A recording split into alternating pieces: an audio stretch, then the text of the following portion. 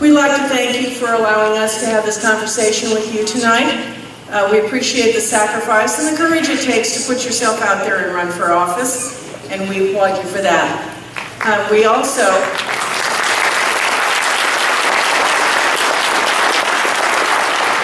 and I know I can speak for our audience that we'll all treat you and your efforts with respect tonight and with utmost courtesy. Our timekeeper tonight is Diana Medoshi. Hey, Diana. Okay, hold up. She's assisted by Mary Griffin and Jennifer Reese, and they will notify you when you are getting close to that dreaded time. And so I'm going to have them, Jennifer, you are the tallest. If you'd like to just scoot your nice long arms up, don't have to stand up. So you will have a 1-minute sign, 30 seconds, 10 seconds, and the dreaded red stop. I will let you finish a sentence, but it should be a short sentence. Each candidate will have an opportunity to be heard. We'll have prepared questions. The first responder in that section will have 2 minutes to speak, and each remaining candidate will have 1 minute each. The drawing, Rochelle won. She will be going first, so we will then be alternating. Next, we're going to have a lightning round of questions, and that can be answered with a yes, or a no, or a very short answer. Finally, there will be questions from you, the audience. Assisted by Deanna, please stand down, and Melissa. Where is Melissa? Melissa will be there at that microphone. If you have a question for one of the candidates, please let one of them know. We have a little system that we're going to give you a number, because we don't want you to have to stand in line waiting for your turn. So you'll get number 1, number 5, whatever, and they'll let you know when that number is due. And then you can take your turn at the microphone. We'll take as many questions as time allows. We are scheduled to end at 9 o'clock. We want to pay respect to everyone's time and let you go home. So we thank you, the audience, for coming and wanting to inform yourself about the candidates in this pivotal election year. Please complete the evaluation that you were all given when you signed in. And you've got a little piece of cardboard, makes it easier to write on that. This is something we did at our first debate. The candidates found the information helpful, I'm told, and we will make sure that they get that information again. And we will be collecting that. We've tried to count up how many doors we have here. There's an incredible number. And so we will have someone positioned there, or you can bring them up and just lay them up here. So, without further ado, we'll go to our prepared questions. So again, please respond to the following questions. First responder, which in this case is Rochelle, will have 2 minutes, and each of you will have 1 minute. By the way, you all do have a water bottle there, a pad and a pen, so they're all ready to take notes. They're ready to go. We'll have 1 minute to add, disagree, rebut, or start a whole new point, but you've got 1 minute. Our first question.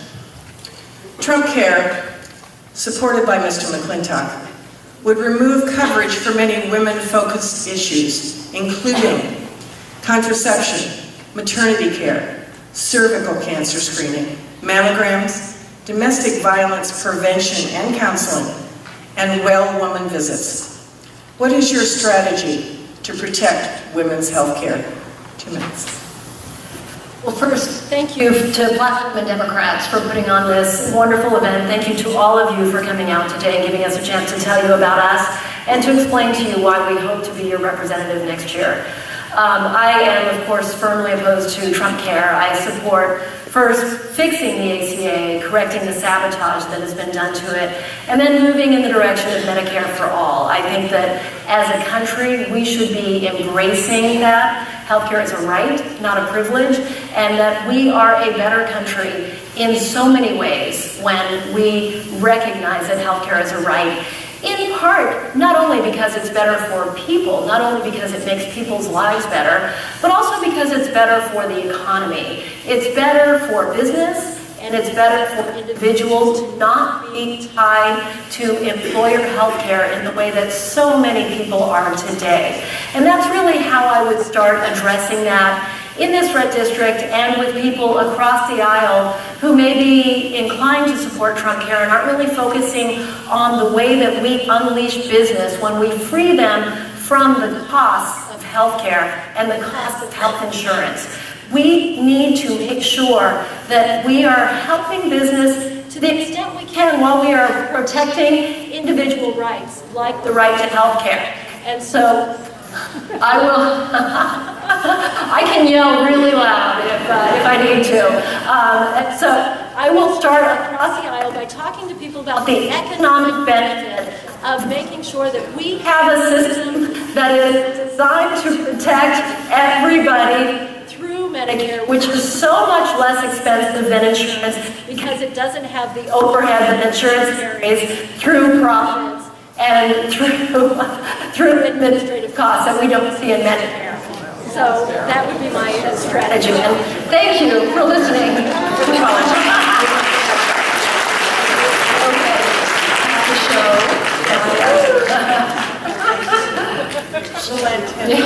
My apologies. Sorry about that. Okay, so next. Thank you so much for coming out tonight. I'm Jessica Morse, and how do we help protect women's health care? We get women elected to Congress. I can have right now tonight. So I'm grateful to be stepping up and standing up for our community and all the women in our community because we all have a voice that needs to be heard. I spent much of my career early on doing foreign aid work, and I was out in doing economic development, and we learned that one of the secrets to economic development is investing in women, particularly in women's health. You can tell if a country is going to succeed or not if women have access to health care, if they can then invest in their families, if they can have access to family planning tools that allows them to get their education first and then start having children. So I'd say in our country, we need to support women's health because that is the foundation for economic success of every country, including our own. And I'm going to get in Congress and we're going to fight for it. Thanks.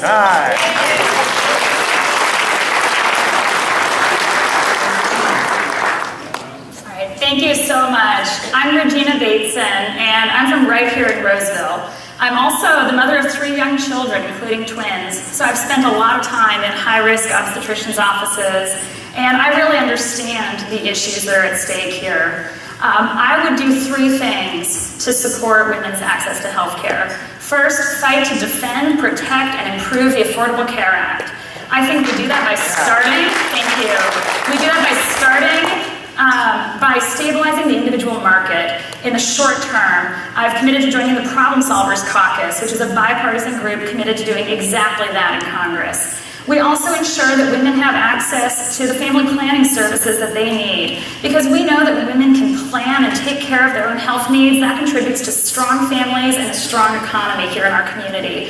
Finally, I will always support the Violence Against Women Act. Tom McClintock is one of the only people, he's one of 9 Republicans in the House who voted against the GOP-authored renewal of the Violence Against Women Act. Thank you.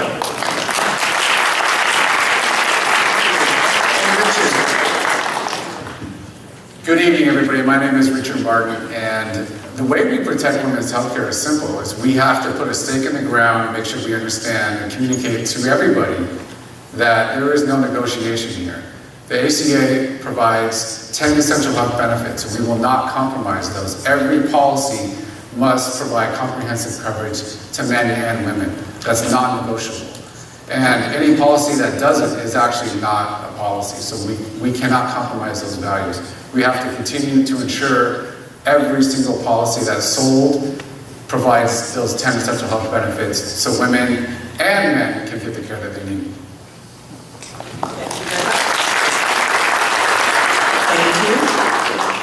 Next question. Along still the healthcare line. Medicare, more than 20% of our population is on Medicare in our district over the age of 65. Congressman McClintock has consistently voted against Medicare and has supported the proposed privatization of Social Security.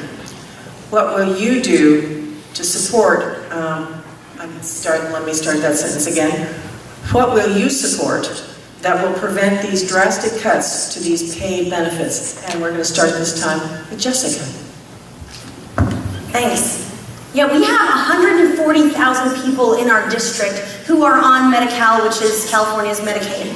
And it is incredibly important that we protect these voters out here and the citizens in our district and our community so that they can continue to be healthy. I am going to be fighting for us to get to a single-payer system. I think that Medicare for All is a direction we need to go in as a country. Because currently, our healthcare system, the so-called social safety net, is often being protected by employers. Why are employers having to pay for the healthcare of their workers? Shouldn't a country be investing in human capital, in the health and well-being of its citizens, so that our employers can focus on creating jobs, expanding our economy, expanding the wealth in our country? So we need to get to a single-payer model, and I think the right way to get there is by passing healthcare transparency laws across the nation, like we've actually seen California do this last month, where we passed a pharmaceutical transparency law where we were able to identify what is driving up the cost of healthcare. Because the other side will often argue that it's not sustainable if we continue to pay for about 70% of the population on subsidized types of healthcare across the country, that our national debt will collapse. And I actually agree with them on that front. We don't want China, who owns our national debt, to be able to come in and wipe out our healthcare in one fell swoop, if they call in that debt. So what that means is that we need to lower the cost of healthcare, so that we need to lower the price of healthcare so that it is closer to the actual cost. And that is through transparency laws. Then, once those prices are dropped, we'll be able to afford to actually pay for health care and improve the lives of our citizens and free up our economy from this burden beneath us so that we can thrive. Thank you.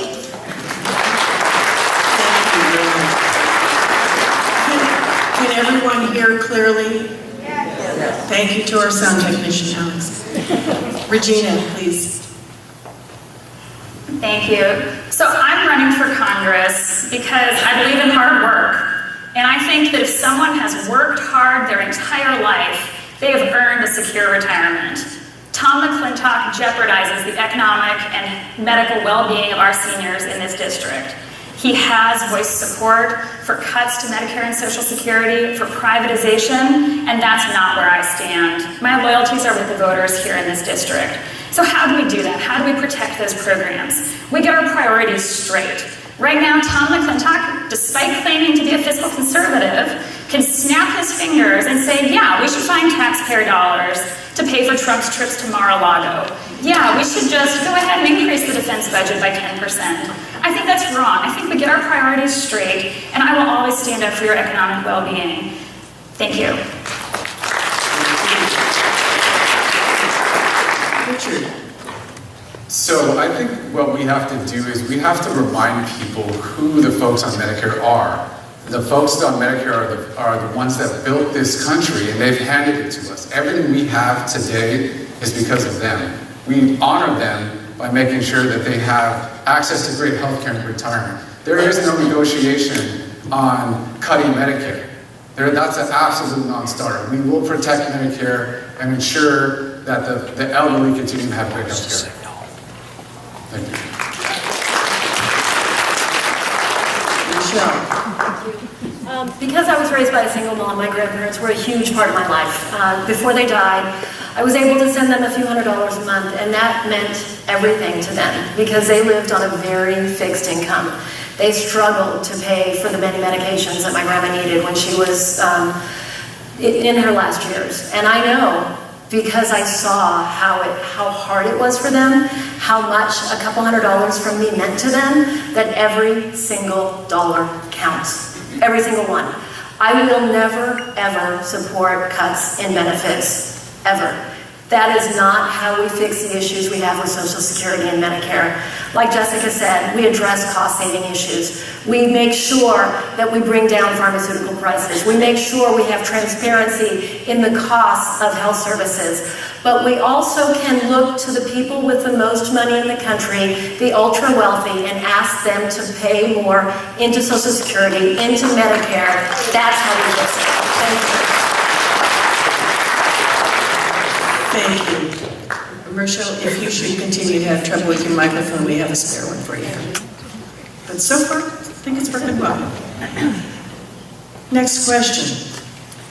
Given Mr. McClintock's continued support for an anti-immigrant wall along our southern border, and if that wall is built, what effect do you see on our California agricultural and construction industries, and what solutions might you offer?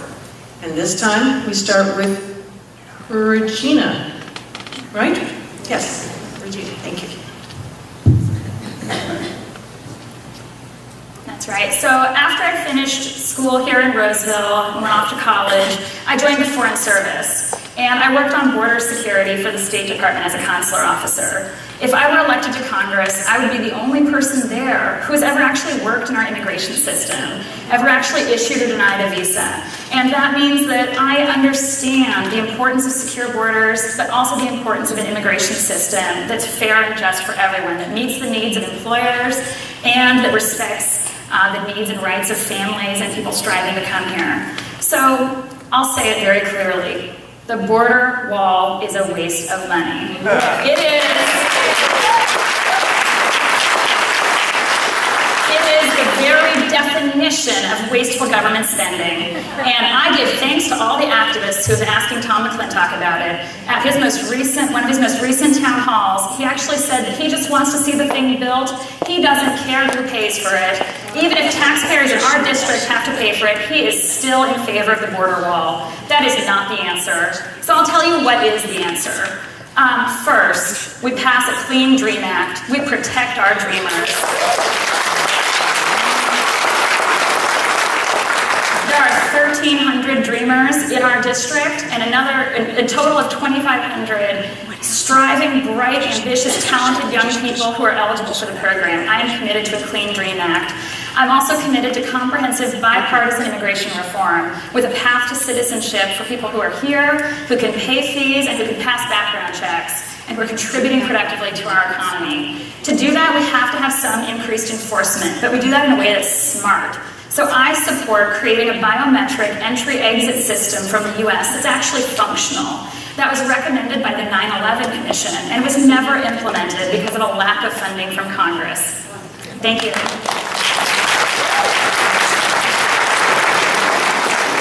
Richard. Thank you. I don't think that the construction of the wall should be a really high priority for our country.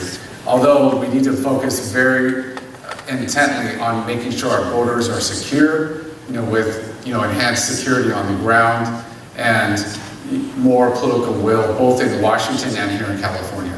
We definitely need to protect the dreamers and make sure that there is a very clear and fair path to citizenship for those folks. And we need to be very cognizant of the effect our immigration policy can have on our agricultural communities and our local economies. And so we have to work very closely with the local growers and the farmers all throughout this state and throughout our district to make sure that whatever policy we enact will continue to enable them to thrive so we can produce all the produce for not just California, but for the nation.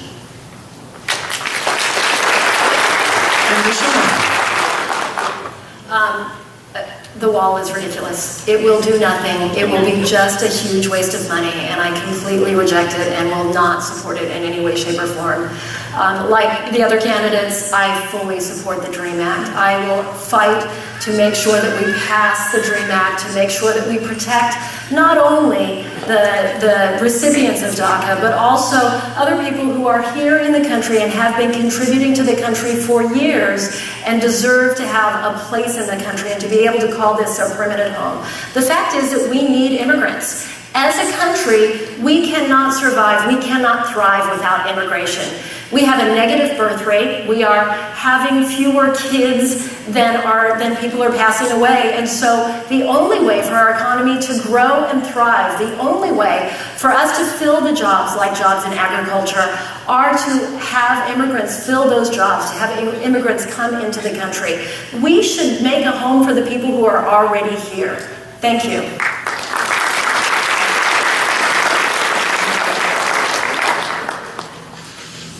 You know what I would do with 40 to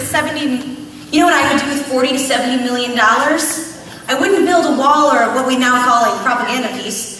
I would step forward and invest in vocational training, expanding our economy, building out the workers that are needed and the jobs that are needed in our community so that everyone is fully employed and no one can say, oh my gosh, the immigrants are taking our jobs, because we'd all have jobs.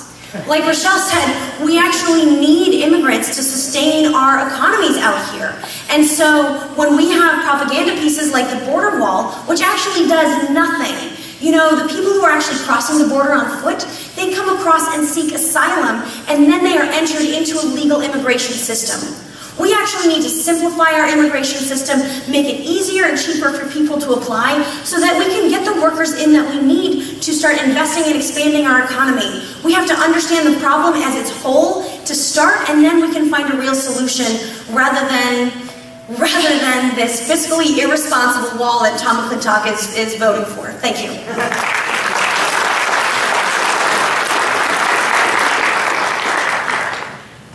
Our next question, I have a question for the audience. How many of you have children or grandchildren in school, K through, say, community college? Raise your hands. How many of you? That's a pretty good size audience to ask this next question.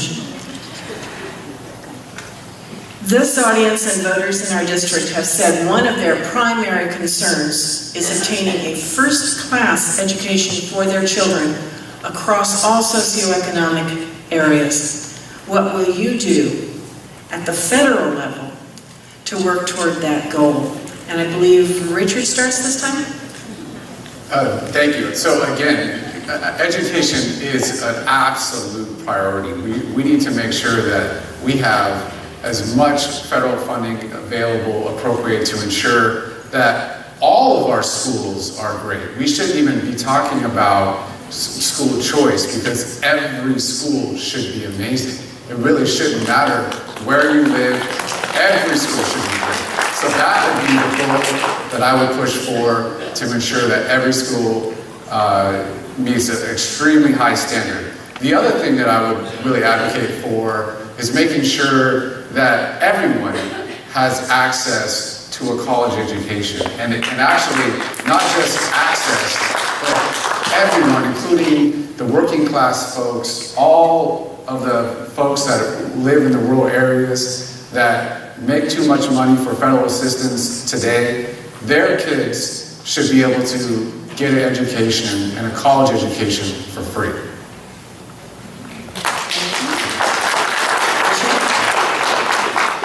Education is one of the most important things we do as a country, and the federal government should be providing monetary support where states don't or won't provide that support.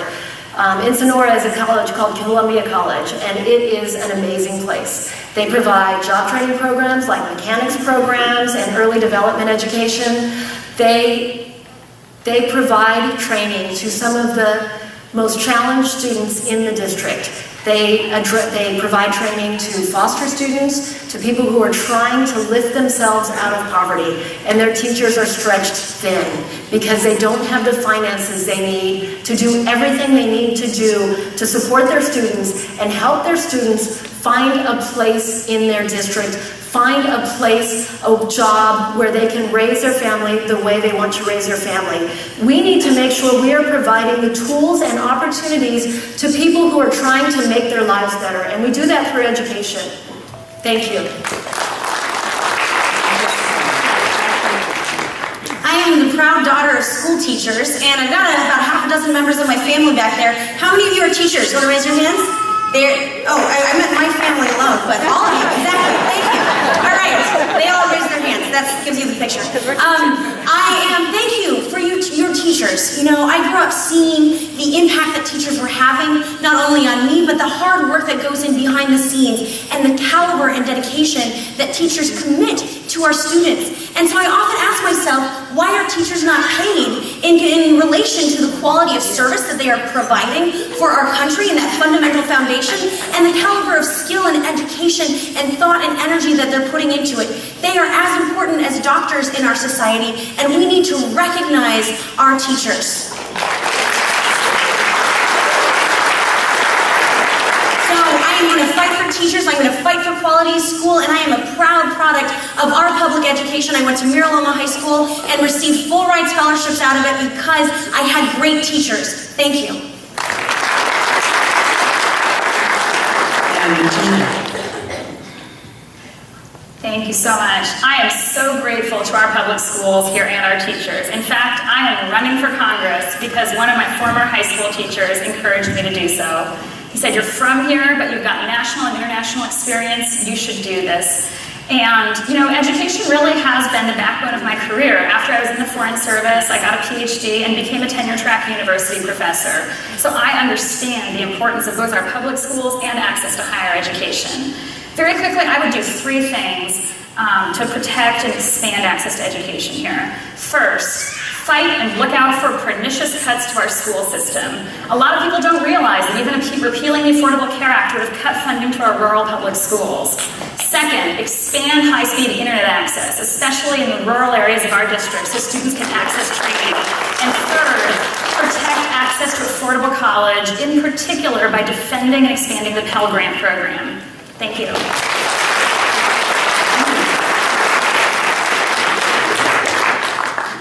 Just want to remind everyone, are you filling out your evaluations? Please do. Thank you. You all get 10 points for that. Of course, the points aren't worth anything, I'm sorry. Next, how will you encourage new jobs, new small business ventures to come into our district? And this time we start with Rochelle. Thank you. Well, Gina touched on one of the things we need to do to make sure that we can bring business into our district, and that's making sure that business has the infrastructure, the tools that they need in order to work effectively within the district. She mentioned rural broadband, and that's a huge issue across the district because in most places, the speeds, the broadband that they can get is drastically less than what we have here. The result is in schools, in places of business, in homes, people do not have the access to the internet that they need to have. What we need to do is we need to view this as a long-term project committed to developing the economy across the district.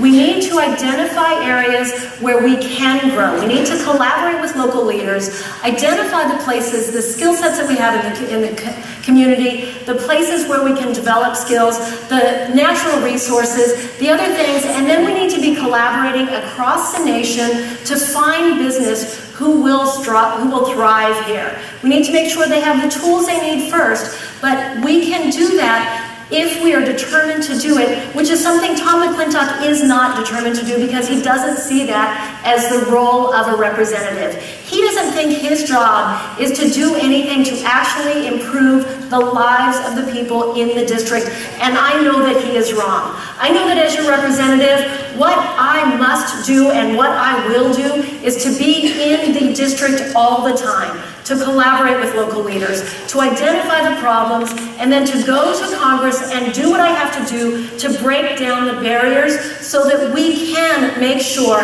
that every family can stay in their community, every child can grow up in their community, stay there because there is a job there that will give them everything they need to develop, to raise their family, to make sure their kids have a good home. That's what I will do as your representative. Thank you.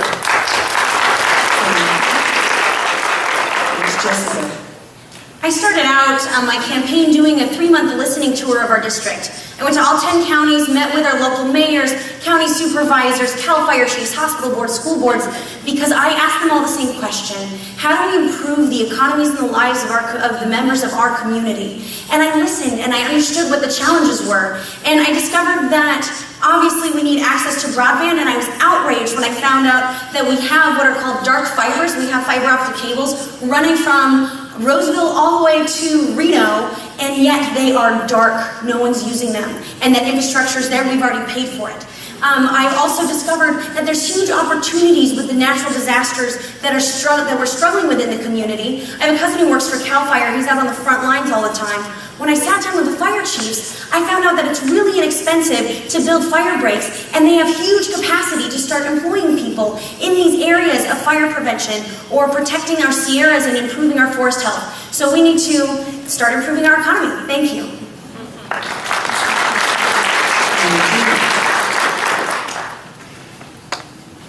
All right, so I think that first, in order to attract jobs and businesses to this region, they need to know that they have a voice in Congress, someone they can access excellent constituent services.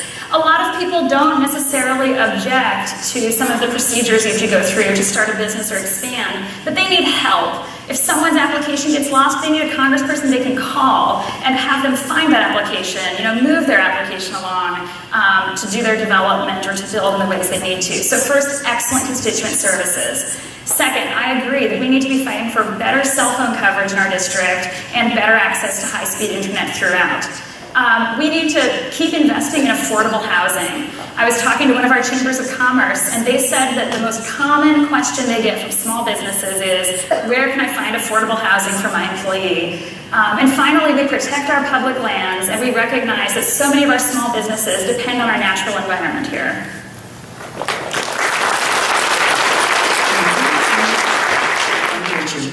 So jobs would be a priority for me as the representative for this district, and it would stay a priority.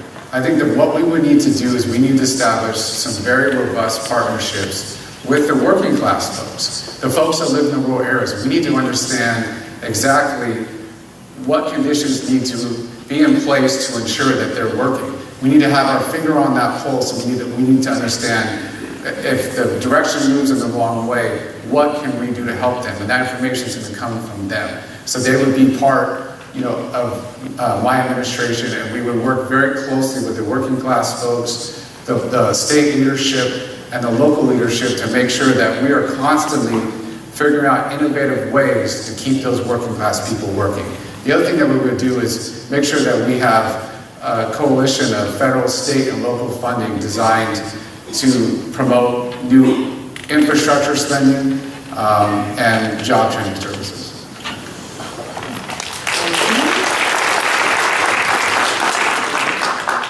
But this is an apology because as short as the last question was, this one's really long. So, they're all ready to take notes. Good students, speaking of education, good students. Mr. McClintock has supported the President's budget, which proposes massive tax cuts for corporations and the top 1% of earners, which will increase the national debt by anywhere I've heard from $1 to over $2 trillion. Trillion with a big T. To pay for these tax cuts, the latest proposal would restrict the amount an employee can contribute to their 401k for tax credit. Tax cuts will be given with one hand and taken away with the other, it seems to me. This trickle-down concept has been tried before and failed every time. What would you like to say to your colleagues in Congress about this proposal were you on the floor of the House of Representatives? And I believe we have Jessica starting this time. I spent a number of years working on the federal budget in Washington, D.C. for the State Department, and I went up to the Hill and negotiated with members of Congress and with the Congressional Appropriations Committees, and let me tell you, it's not the most glamorous of jobs, but if you're running for Congress, understanding the ins and outs and the nuances of the federal budget is absolutely critical and essential to being successful, a successful advocate for our community. So I know where all the bodies are buried. And so yes, Trump's budget proposal, including his tax plan, is outrageous. It cuts funding to the State Department, which prevents us from having a clear stabilizing presence around the world, which would actually continue to destabilize and put our military at more risk. And my entire job, my entire career for the last 10 years was trying to make the world safer so our troops could sleep at home. And Trump isn't doing that. His budget also it prioritizes increases in defense spending, but the defense spending is actually, it's in the wrong areas. He's putting money into fancy programs like the F-35, which gives us no strategic advantage, while not investing in basic tools and support for our troops, such as flak jackets that have back support so all of our troops don't come home with back problems for the rest of their lives. These are simple things that we can invest in the right way. So now you were also asking about taxes. And Trump's tax plan is, I obviously don't support it. But here's the challenge with our current tax structure. We have one of the highest income taxes around the world, but one of the lowest tax revenue to GDP ratios. That means that our tax system is like a leaky sieve, and we keep saying, let's raise the walls, while they keep poking all these holes in the bottom. And so we need to start closing these loopholes, getting people to pay their fair share, and stand up so that our economy can thrive. Thank you.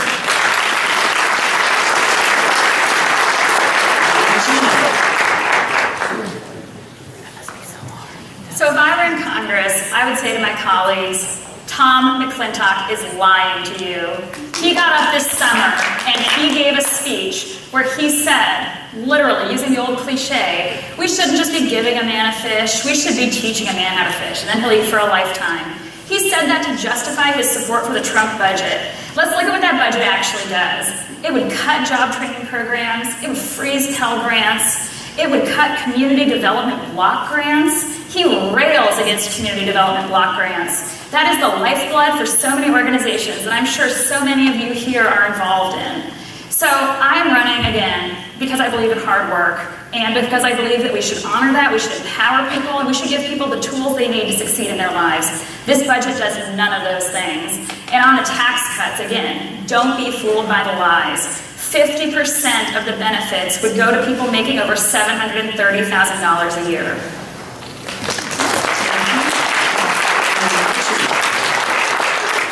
So, I'm sorry, Liz, but the president actually tweeted that he would protect the ability to continue to contribute the same amount to your 401k with the new tax plan.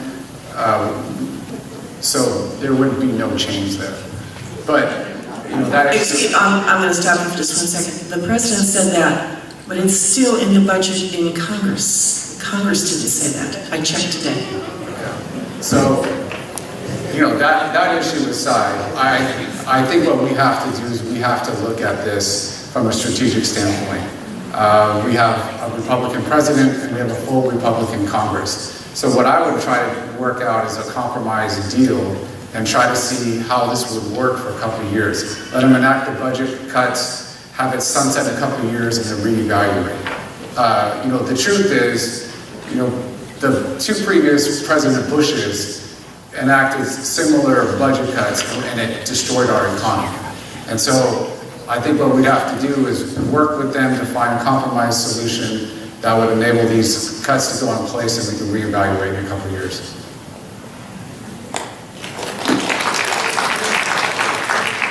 If you follow me on Facebook or Twitter, you know my answer to this question. I am adamantly opposed to any tax cuts that would benefit the wealthy, period.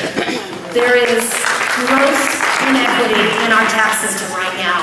Mitt Romney pays a tax rate of 12%. I'll say that again.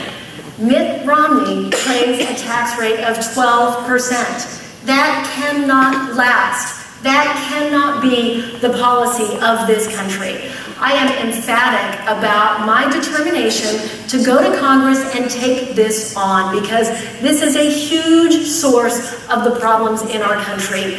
We have an unequal economic system. Our economic system favors the wealthy, and we will not continue to thrive as a country if we don't put an end to that. And it starts with tax policy and making sure that we have a fair tax system that is as good to workers as it is to the wealthy. Thank you.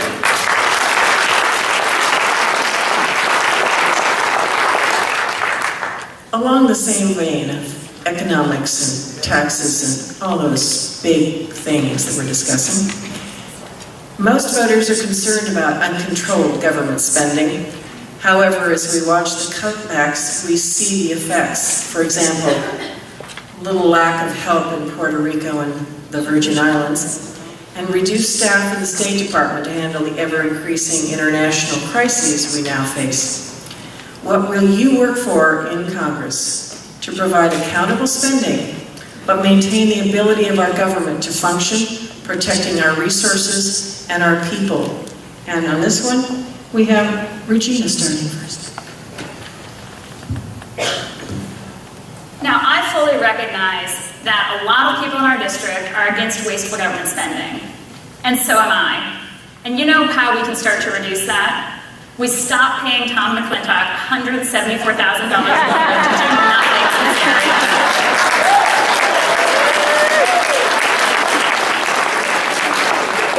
But in all seriousness, I mean, again, I think we've got to get our priorities straight. So first, we plan in the long term. We have a functional government. Right now, we aren't even passing appropriations bills in Congress to properly plan out our spending. We have a government that's operating from continuing resolution to continuing resolution, and it's because of obstructionists who promote gridlock, like Tom McClintock. Shutting down our government is a tremendous waste of money. Threatening to shut down the government every 6 months is a tremendous waste of money.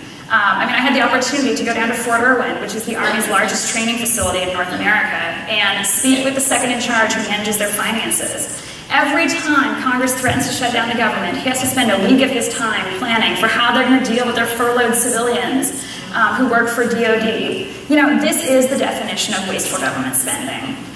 So that's part of how we rein it in, right? We plan better, we're more rational in the long run. That's also really important for promoting economic growth also.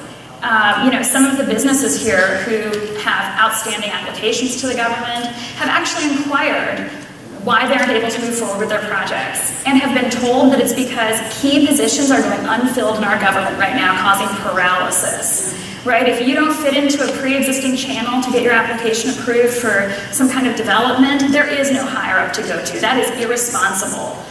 So those are some things that I would work to fix. Thank you.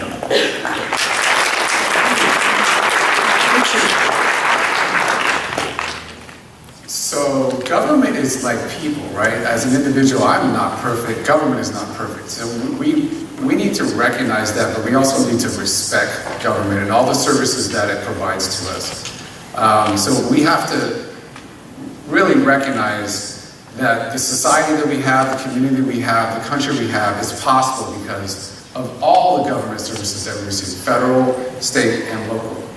So that, I think we need to all come together as a nation and start respecting all government employees and institutions. But what we need to do is we need to increase transparency. As candidates, we have to report to the FEC how much we're fundraising and what we're spending our money on and where. Each government agency should have to implement a similar approach so we know where our dollars are and we can see the ROI for the dollars that are spent.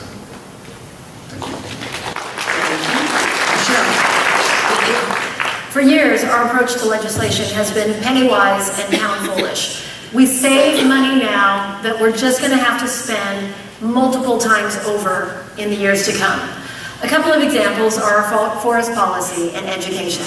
With our forest policy, we don't spend the money to engage in forest management, and the result is we spend a huge amount of money fighting the fires that result from our failure to engage in forest management.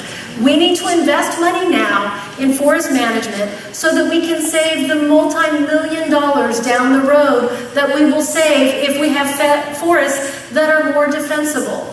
In education, we don't invest in our children, and in many communities the result is that those children end up in prison where they should not be. We need to invest in education so that they become productive people, so that we are not shuttling them off to prison. That is a ridiculous policy. Thank you.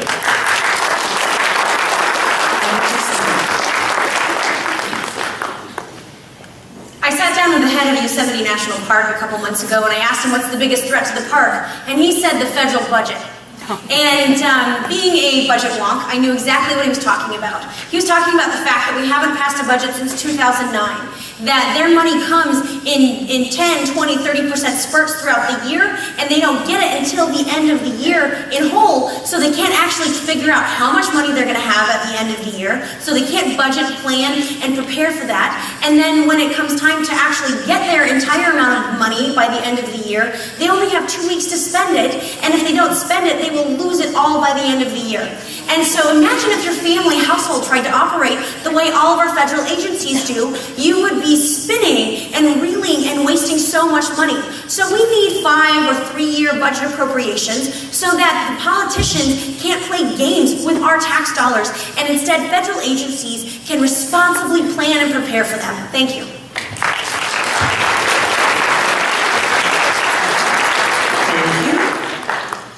And moving right along with the forest imagery that Rochelle painted for us, Senator Kamala Harris says we can both support the economy and the environment. What educational or environmental programs would you support or propose that would advance both economy and environment? And I believe we start with Richard. So I think what we need to do is we need to have really robust educational programs, taught at our high school level and also at the college level that speak to how we can train our young folks to earn a living by, tilling the land, caring for our forests, the lakes and the rivers, protecting our levees. There's tremendous opportunity for economic growth living in this vast and very expansive place that we call California within this district. So we have to make sure that the youth understand what jobs are available, and then we have to steer the folks that are more inclined to do that type of work into the vocational programs necessary so that they have the training to work when they're ready.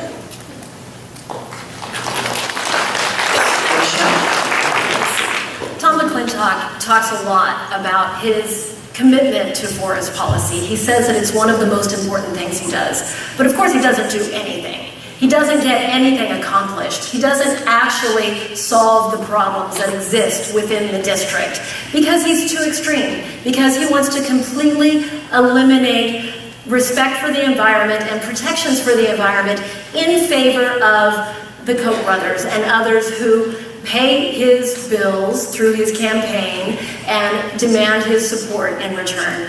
We can have both. The other candidates have talked about the fact that there are jobs to be had in forest management. There are jobs to be had in clearing out the huge amount of dead wood that is sitting in communities, covering front yards, backyards, in communities across this district. We need to invest some money and fix this problem, and people will be put to work as a result. Thank you.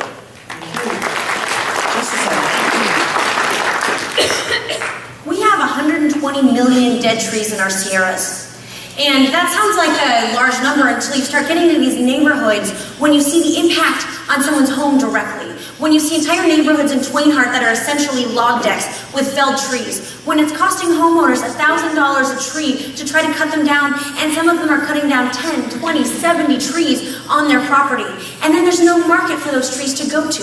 Beetle-killed trees are not good for lumber. So what do? I say we take this terrible tragedy and turn it into a job opportunity through investments in infrastructure and job vocational training.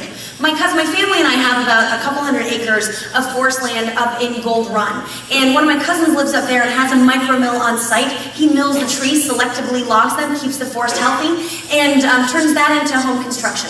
With the beetle kill, we need micro mills in neighborhoods. We need people taking those logs, turning them into furniture. They make gorgeous furniture. I like to call it alpine blue because of the blue streaks. And I have about 10 million more ideas on this, but we'll talk about it in the Q&A, okay? Thank you. And Regina. So I absolutely agree. First, on a tree mortality crisis, we get federal money to put our loggers and sawmill operators back to work, getting those dead trees out of there and reducing the fire risk to the community as a whole. That makes sense for the economy in the long run. renewable energy. If you drive around our district, you will see solar panels in ranches, on tops of businesses. It just makes sense. Who doesn't want to save money, right? 81% of people in our district already support federal funding for research into renewable energy. And we've got a representative who's voted against over $1 billion of support for renewable energy. It makes no sense. Finally, to differentiate myself, I'll say that I am committed to fighting climate change.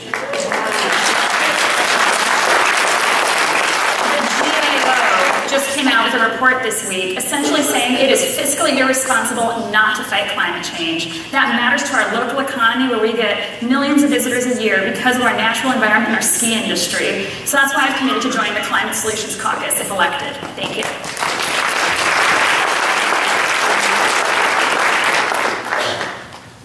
I think I'm in order here. I told them ahead of time, the hardest part for me is keeping in order who goes next. How am I doing? Thank you. Okay, from this point on, because time is marching, you'll each have 1 minute. Okay? Have you see how much they can say in 1 minute? Are you impressed? Incredible. Yes. And who's starting this one is Rochelle. In your discussions with constituents, what has been the most frequently expressed concern they have about Congressman McClintock? His representation of them, and if you become our representative, what would you do to address that concern more effectively? 1 minute each. I alluded to this before, but it's in talking to business people across the district, it's really the fact that he doesn't provide any support to businesses across the district. He doesn't view that as his job. He doesn't think that he should represent business, that he should make efforts to bring money into the district, to make things better for business, to make things better for people. And I completely, fundamentally disagree with him. There's a reason that representatives represent a geographic area. There's a reason I would be your representative, because I represent you. It's not like a senator that represents the whole state.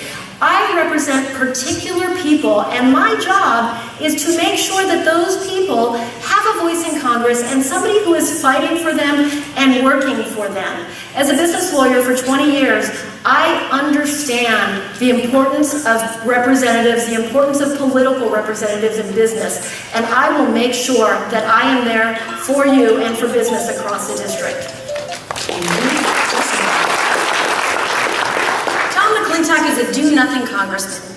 He is much more devoted to his political philosophy that the government should not get involved and that business should take care of it. And what that means is that he's leaving our community behind.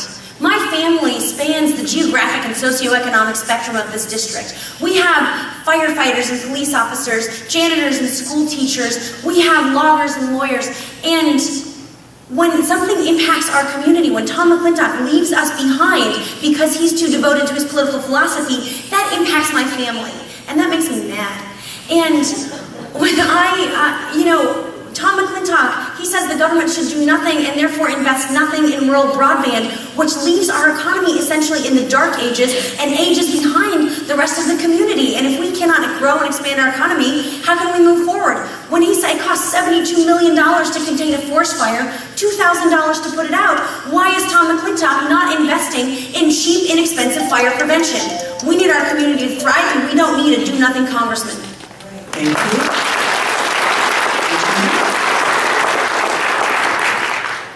So some people in our district know about Tom McClintock's record, and it's very problematic.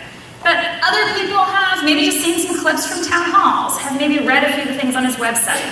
And that's why I think the most common thing I hear about Tom McClintock is that he's disengaged from people here, maybe because he's not from here, he's never been bothered to move here in the last 10 years, even though he promised to. And that when he engages with people, he doesn't do so respectfully.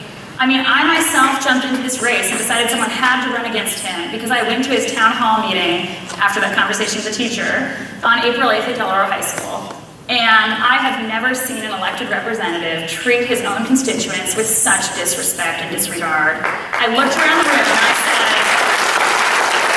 there are hundreds of good people in this gymnasium. why does that man have the microphone? And I couldn't come up with an answer. So I can tell you that I will treat everyone with respect. I'm committed to bipartisanship, to representing people who vote for me and people who don't. And thank you, I'll leave it there.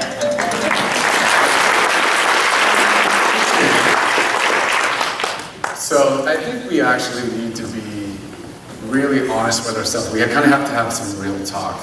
So Congress has approximately a 20% approval rating. Congress represents us. They are a reflection of us. We as a people should give ourselves a 20% approval rating. We are all Americans.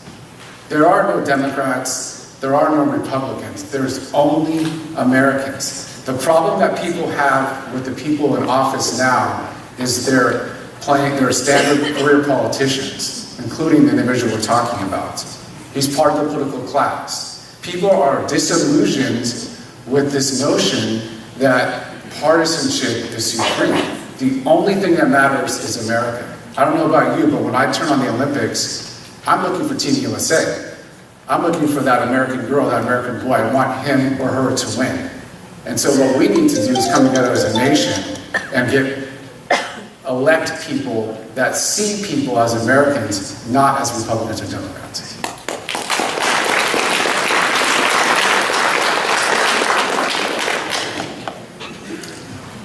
Last question. To defeat Mr. McClintock, Democrats will need to reach out to the independent and Republican voters. Do you have a strategy to connect with those voters? That word was strategy. That's like the old strategery. Remember that one? To connect with these voters. Some of them we hope are here tonight. And who starts this one? Who starts this one? Jessica. Thank you.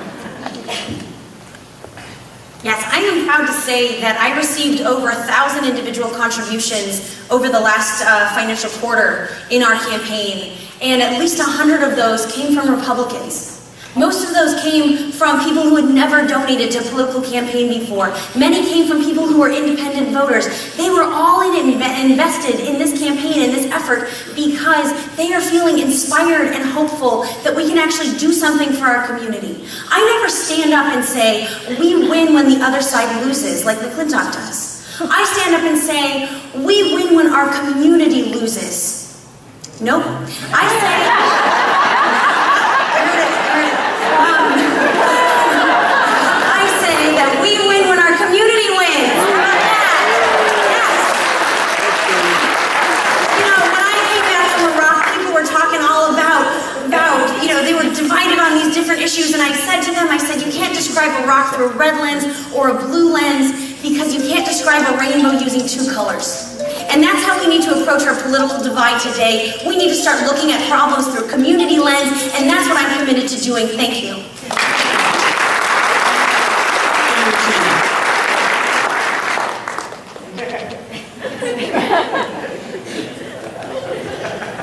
All right, so I'm running to fight for the practical needs of people here in our district. It doesn't matter whether you're a Republican or a Democrat. People need clean air to breathe. People need clean water to drink. People want good schools and a good education for their kids and opportunities for businesses to grow and thrive here. Those are the things that I'm emphasizing. So how do we actually reach out to people who maybe haven't voted for a Democrat before? First of all, we do that by respecting them. I think it's really nice to have a conversation with people and say, what is it that you like about being a Republican? You know, what are the values that you hold dear? Why is that important to you? And then we can show them how they actually line up really well with our campaign in this particular instance. I think we also respect people's identities. A lot of people are Republicans because their family always has been. And in fact, our campaign has grown to more than 225 volunteers at this point. And some of those folks are Republicans, recent former Republicans. So we're actually going to start putting up little videos and narratives of them telling their stories about why they feel their party has left them, or why they're still Republicans, but they've chosen to get involved with my campaign in this particular race.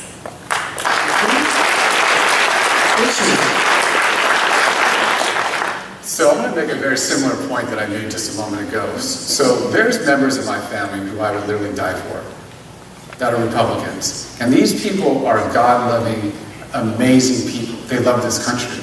The question is not how do we get Republicans to vote for me or an independent to vote for me. It's how do I get Americans to vote for me. I respect every single person that's in this room, that's in this district, that's in this country. I'm an American first. I pledge allegiance to the flag of the United States of America. So the way I connect with people is exactly that. There is no judgment. I only see Americans. That's number one. Number two, really quickly, I come from humble beginnings, unlike Tom McClintock, who comes from extreme wealth. So I'm just like you. I'm just like the people all over this district. And so we finally need to be represented by someone who comes from the people who's just like you. And ultimately, it's time to drain the swamp. Thank you. Since the very beginning of this race, my campaign theme has been building on shared values. I came into this race in part because I am surrounded by conservatives in my private life. My husband and every single one of my friends is a conservative because I work from home, my office is in LA, we moved to my husband's hometown and dropped into his group of friends. And I've been arguing with conservatives for years. And I know what matters to them. And often, most of the time, it matters to me too. I know that we share so much more than differentiates us. I know that we want the same things for our kids. We want the same things for our communities. We often disagree on how we get there. And so I start, like the other candidates, in a place of respect. I respect and I love the conservatives in my life. I value their voice. I value what they bring to our discussions, and I show them how I will build on our shared values to reach our mutual goal. Thank you.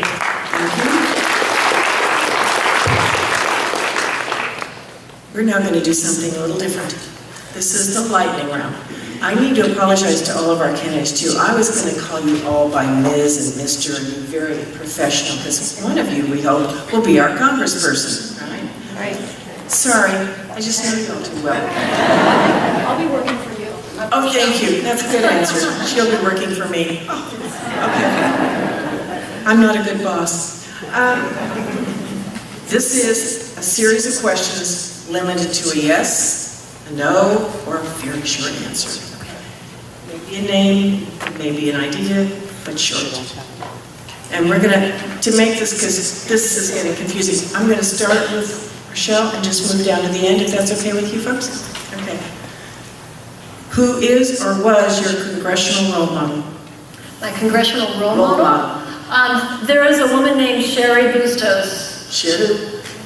Is a Democrat in a very purple-red leaning community that wins by large margins because she connects with the community. Okay. A little longer than I'd like, but go ahead. I told him I'd call him on it. Yeah, Cory Booker. He's one of the few senators that I ever hear talking about love. I actually also would have said Sherry Bustos for the same reasons. Okay. John McCain, because he's established his reputation as a maverick because he works with everybody. Very good. If you could pick just one, what would be the most important issue for the district in your mind, Rochelle? The economy. Our environment. Regina? Education. Change. If Republicans are successful in calling a constitutional convention, which amendment do you feel is at greatest risk of removal or reduction in guarantees? As a First Amendment lawyer, I worry about the First Amendment. Jessica? Yeah, First Amendment.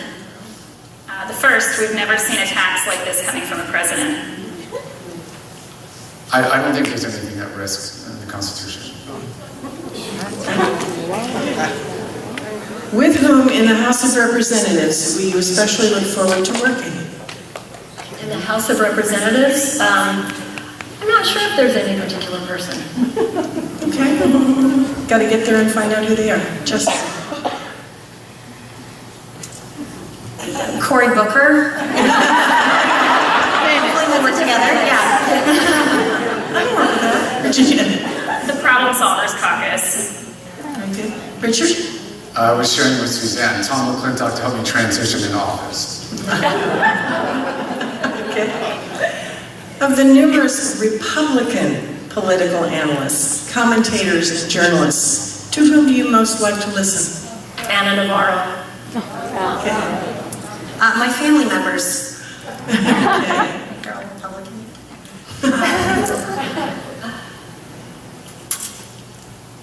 I would actually say some of the volunteers in our campaign. Okay. Sean Hannity. If you could rescind just one of President Trump's cabinet appointments, whom would you choose? Tough question. Betsy DeVos.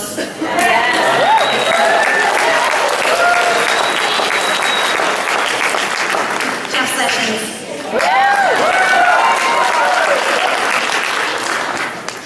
Those are my top two. I would say DeVos and Ditto, Betsy. Betsy is our winner. If you win the election in 2018, will you promise to hold at least 2 town halls in the Roseville area? Remember where this all started, folks? Per year, open to every constituent who wants to attend. Yes. It's a loaded question. Absolutely, and we'll bring cookies. yes, I was just out of the Tower Theater recently. I think we should go back there, in fact. Too small. Absolutely, of course, we would do that.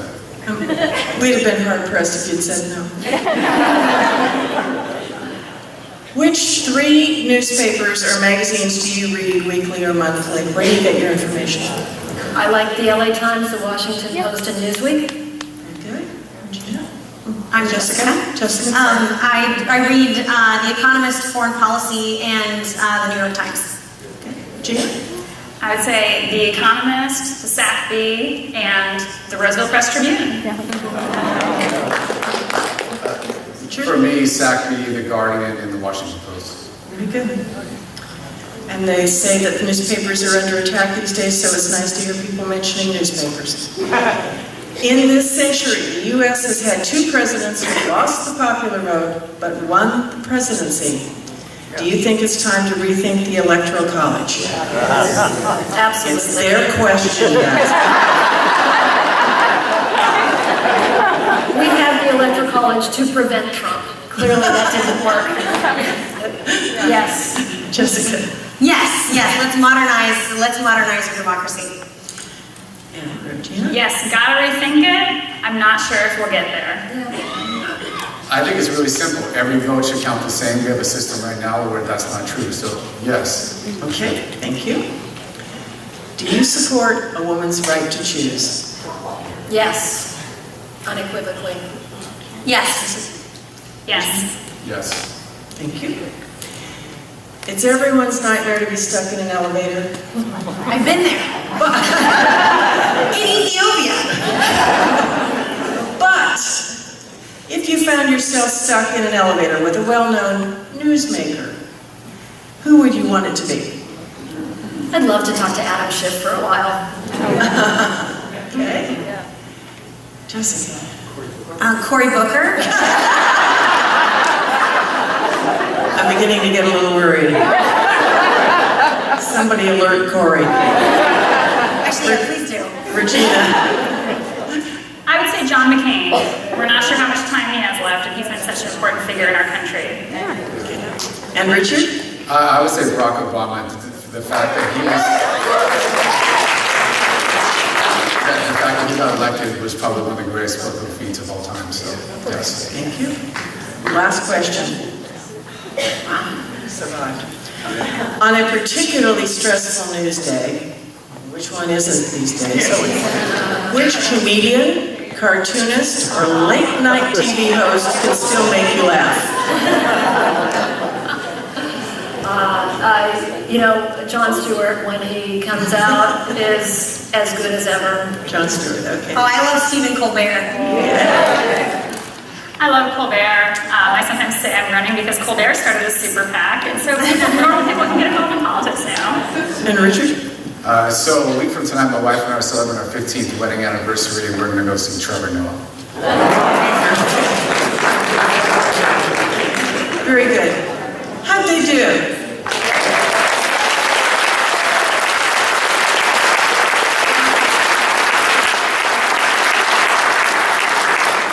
Sort of fun. Okay. At this point, we're going to open it up to our audience. And I'm going to ask two of my cohorts, Melissa, and you are going to be at microphone over here, and Deanna is going to be here. And what we're going to do is they each have numbers that they've been handing out to people, so we didn't have to make you stand in line. So who is number one? And Deanna, you're going to have to come get this microphone. So I may have to stand really close to you, Rochelle. Nothing personal. Sounds good.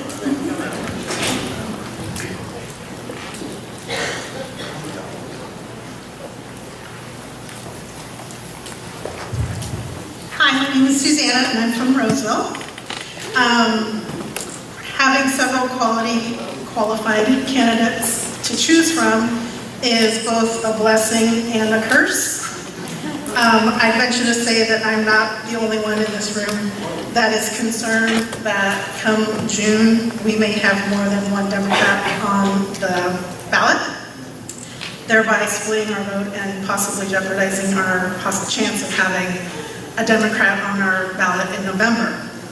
So, can you commit, it's kind of a two-part question, can you commit to evaluating your campaigns either at the end of this year, possibly the beginning of next year, to assess whether you should continue on into June?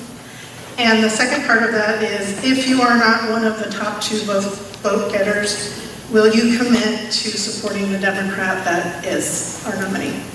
Let's start this one with Jessica. Sure. I have time. This is. Oh, perfect. Okay. So, I'm going to say in the interest of time, say.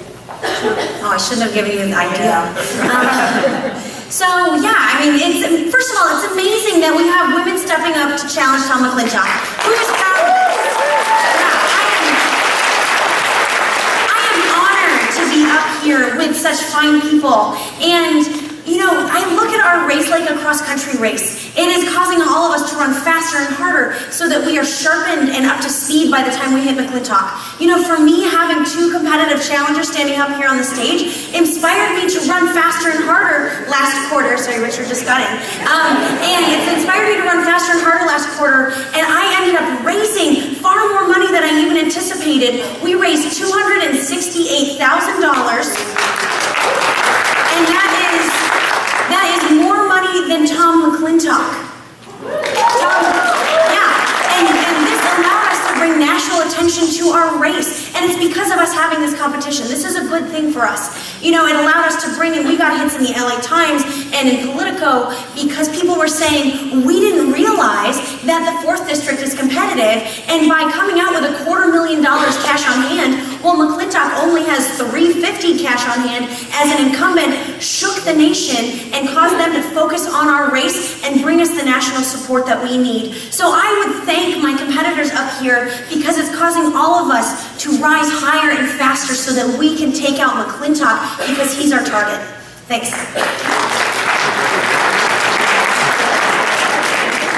You do not have to answer the question. If you choose to answer the question, let me know. Gina? All right, so I'll start by answering the question. I think that the way we beat Tom McClintock is by putting one endorsed Democrat on the ballot in June.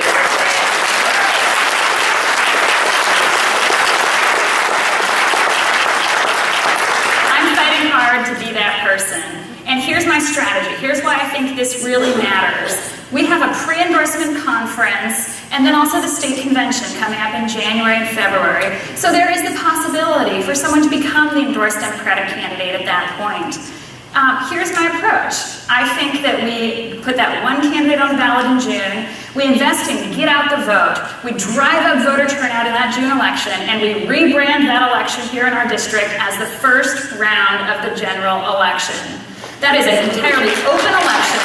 Everyone should come out. It's not a traditional primary at all. It is a head-to-head competition between ideally one Democrat and Tom McClintock. Turnout is usually not great. The last time there was a June election in a midterm year, McClintock only got 80,999 votes. We can do better than that, thanks to all of you. So I would say that the way we shape up this district and become really competitive to go into November is we beat Tom McClintock in June. And I'm taking the steps necessary to be in a good position to do that. We've also raised more than $200,000. I've got a full-time staff member here on the ground for a few months now. And most importantly to me, we have tremendous support here in the district. We're doing house parties almost constantly. I encourage you to sign up with one of the many volunteers if you'd like to host one. And as I said before, we have 225 volunteers working hard on the campaign, building out the grassroots network that we need to be successful.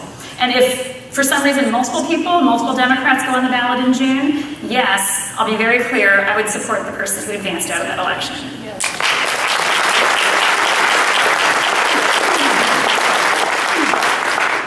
So let me just start by saying 100% unequivocally, I will absolutely support the process that was described. I would definitely support the nominee, if that individual was chosen and it wasn't myself. But let me just really quickly make my case for becoming the nominee for the Democratic Party and ultimately having a chance to compete with him in the general election next November.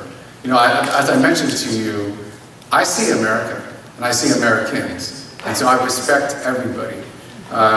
So that will make it much easier for people to see me, want to support me, and ultimately vote for me, both in June of next year and next November, most importantly. The second thing is, I mentioned it really quickly, I come from a very humble background, and my story of having to work for everything that I have, having nothing given to me, nothing's earned, is the story of our district. Everyone has a story like myself. And so I can relate to people on a personal level that McClintock cannot. So he's a career politician, he's out of touch with society, and he is the problem. So ultimately, when him and I are standing next to each other, the question that people are going to have to ask themselves is, are you okay with the status quo? And if the answer is no, then vote for me. If you are, vote for him. And at the end of the day, like I mentioned, everyone's disillusioned. And so when it comes down to him versus myself, they're going to make the same choice, which is drain the swamp. Thank you. I've been crystal clear from the beginning that I'm in this race to flip this district. I think that I'm the best candidate to do that, but I will commit to reevaluating my campaign after the first of the year, and if I am not in a position to win, and if I am not the candidate who looks like she can go forward and take the vote in the primary and move on and defeat McClintock, then I will step back and I will support the candidate who can win, because we have to flip this district. We have to make changes in Congress, and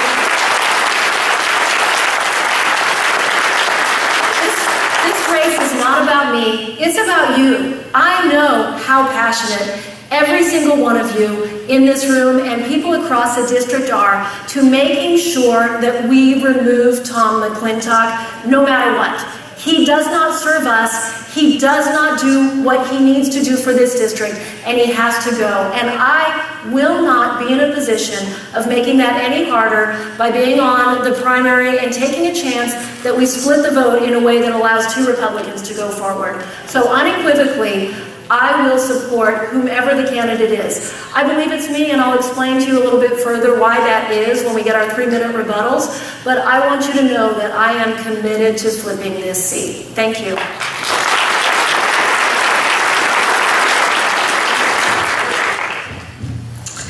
I'd like to say thank you to each of you for sharing tonight. I've been following you guys from the very beginning, and it's been a joy to watch you develop your ideas and share with us. And Richard, happy to know you as well.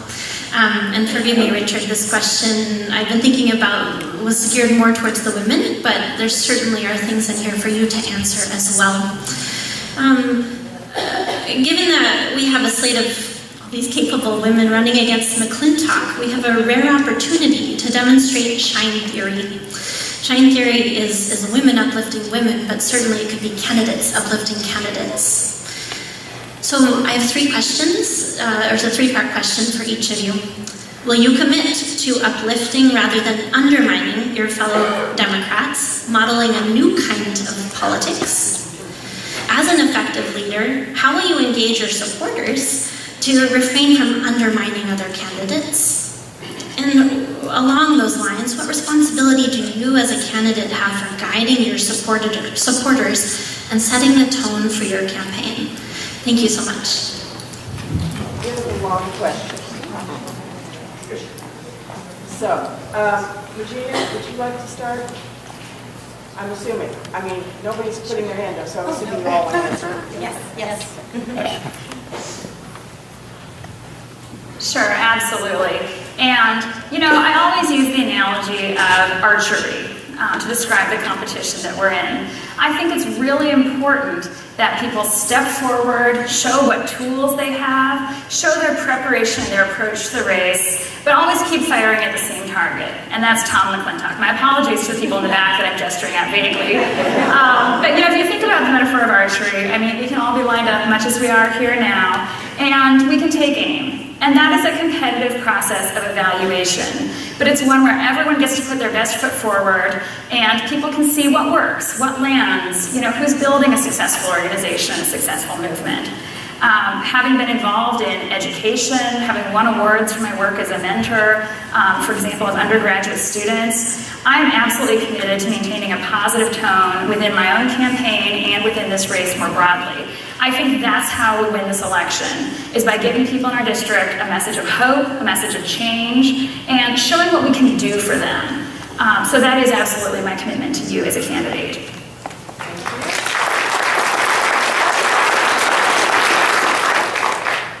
Thank you. I love this concept of shine theory. I went out to the Women's March and I had a sign that said, "Don't just march, run." Because, in Congress we only have 20% of women in Congress, in elected bodies, and that needs to change. And it changes by having a different standard for politics. And I am deeply committed to this. When I started running, I sat down with each of these women on the stage and I said to them, I will never undermine you. I will never deceive you. I will never start whisper campaigns. I am going to run a race that is uplifted and inspiring because my only challenger is Tom McClintock. He is the one we have to target and focus on, and it's not only sort of the foundation of who I am, to be kind and gracious to the people around me and treat this like a fair competition, but it is also good strategy. We have a very narrow path, but clear path to victory here in our district, and we cannot afford to allow any divisions. So as a leader among my staff and among my supporters, I emphasize this message to all of them, and I emphasize this message that we need to step up and have a higher standard for a campaign and not play politics as usual because we are moving forward. Now, I have unfortunately been sort of the subject of some whisper campaigns and some rumors have been started and lies, and we have consistently simply corrected the misinformation. But I have called all of my supporters individually and I have said, do not undermine, do not play this game, do not engage. Only correct the information and hold a higher standard because we need to unite as a party, and it is up to us as candidates to set that standard for our supporters and hold that tone because that's what an effective leader does. Thank you.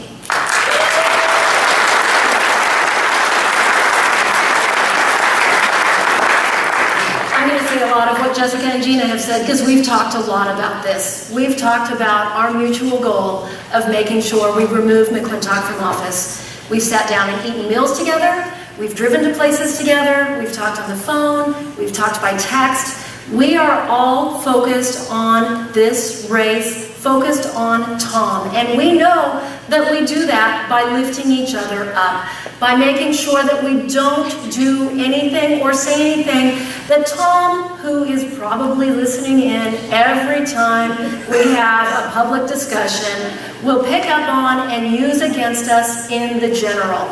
We have to hold ourselves to a much higher standard than Republicans hold themselves to. We have to make sure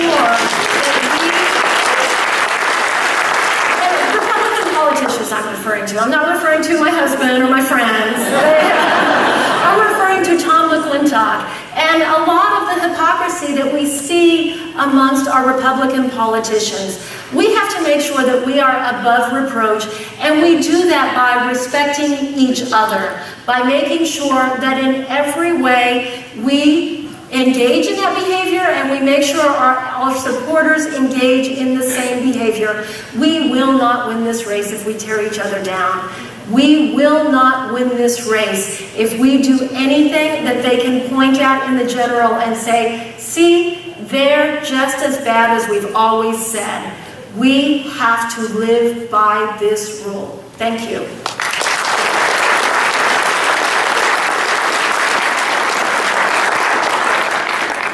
So I want to say a few things. This idea of modeling the way doesn't apply strictly to political candidates. It applies to every single human being that lives on this earth, right? We should demonstrate, values of respect and dignity and class for everyone, regardless if they're running for office or not. We should all treat each other with respect. So, that's number one. Number two, for me, what I want to say is the most important issue to me, the most important thing that I would promote, that I would advocate for, is stopping the violence against women.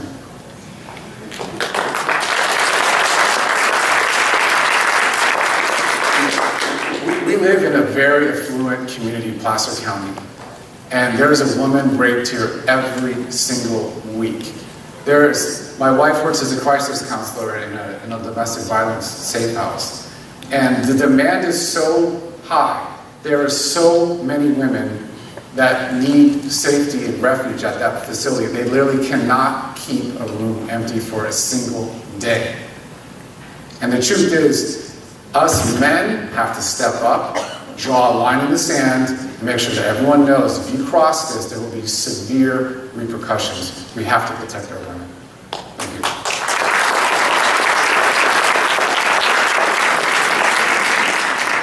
Wouldn't it be nice if Congress could get along as well as these? Deanna, you have something? Hi, my name is Perry and I'm a resident of Roseville. In light of some of the really wonderful questions that have been asked tonight, this might fit more appropriately in the lightning round because I think it'll warrant a yes or no, but I think it's a fundamentally important question to speak to Mr. McClintock and to our residents. And my question therefore is, unlike Mr. McClintock, will you be registered to vote in the June primary in the CD4 district?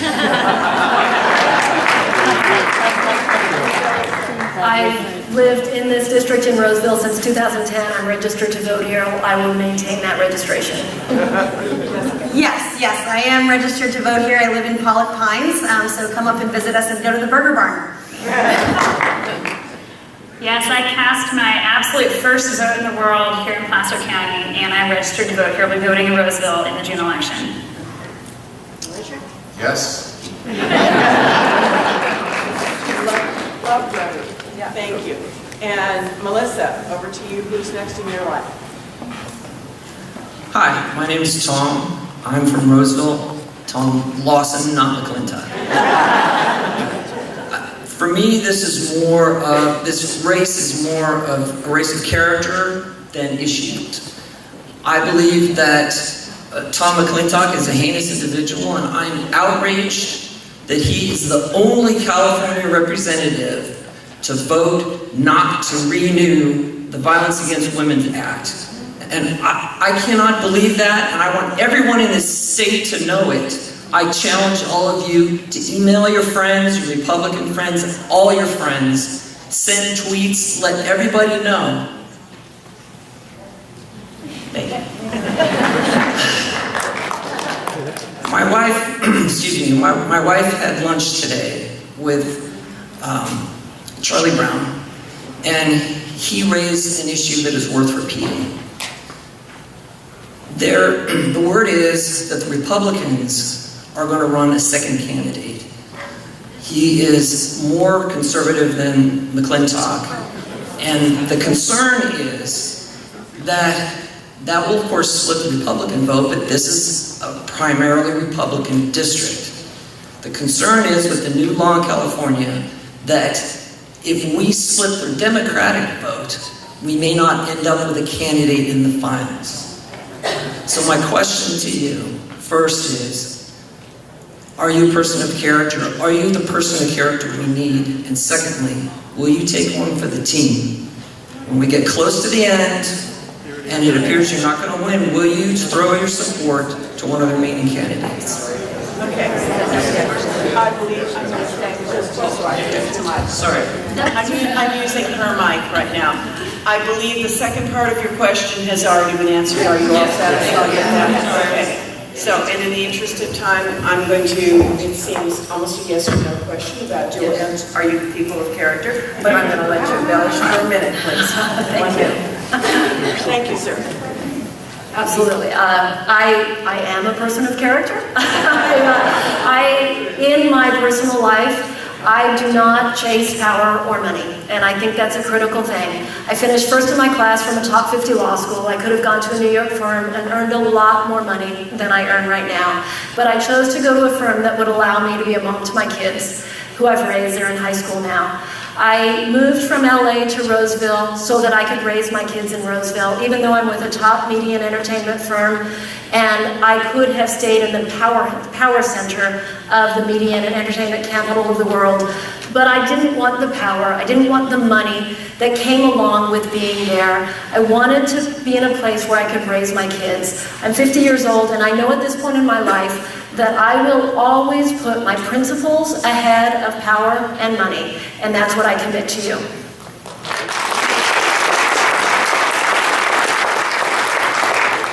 I went to Iraq at the height of the war, and I was working incredibly hard, and there were mortars and rockets coming in on us every day, and it was a very intense situation. And I had the joy of befriending the Nepalese kitchen crew on our base, and we played volleyball, and I was the tall one on the team. And one day I was talking to my Nepalese friends, and one of them said that they had paid a fee to get this job in Baghdad. And this raised a red flag to me, and I started asking them questions, and I realized that my friends were enslaved. They were bonded laborers on our US base in Baghdad. And so I wouldn't let this stand. I always fight for the little guy. I went and I made sure that we changed, that we alerted a 3-star general who could fix this problem in the war theater, and it wasn't good enough just to put a Band-Aid on the immediate solution. I wanted to know how this happened. I joined the Congressional Commission for Wartime Contracting. I helped us change our contracting law. We brought the contractors who were responsible to task, and I put trainings in at the State Department and Defense Department so that US tax dollars would never pay for slavery again. I hope that's character.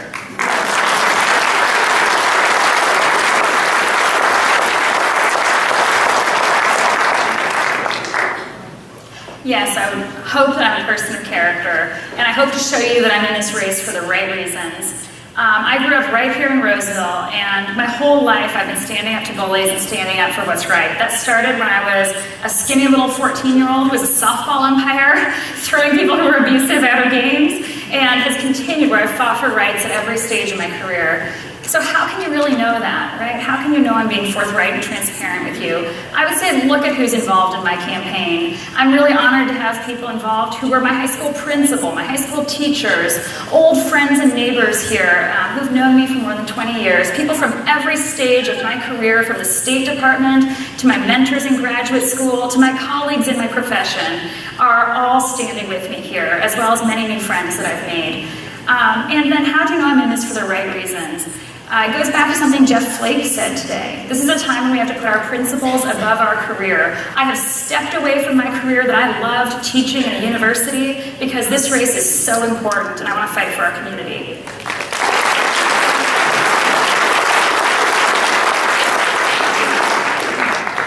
So, I grew up in a disadvantaged home. I have 3 younger brothers, and one of the ideals I mentioned it just a few moments ago that I always try to live by was to model the way. And I took on the responsibility of really looking out for my younger brothers and caring for them, and especially my youngest brother who's a young child. So I always try to model the way by working hard and just being respectful and just caring for them. And I've tried to maintain that mindset as I grew through my teenage years and now as an adult, as a husband, I mentioned I've been married for almost 15 years, and I'm completely devoted to my children, who I love and respect very much. And in fact, the reason why I'm running in this race is as a child, I realized how lucky I was to be an American, that we were cared for. And my dream and God's purpose for my life is to become elected official so that I can make sure more kids like myself are actually living the American dream. Thank you.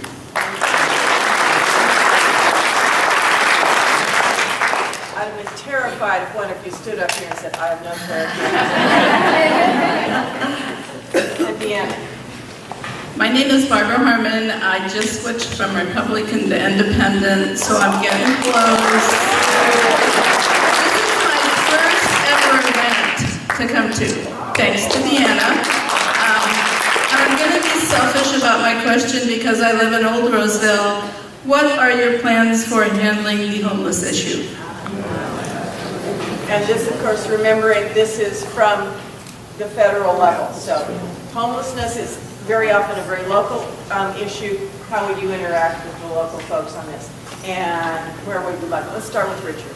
So I think what we have to do is we have to have really strong partnerships with our state and local counterparts, and we have to really understand what are the issues on the ground. And most importantly, as Lynn alluded to, how can we best serve and help those at the local level?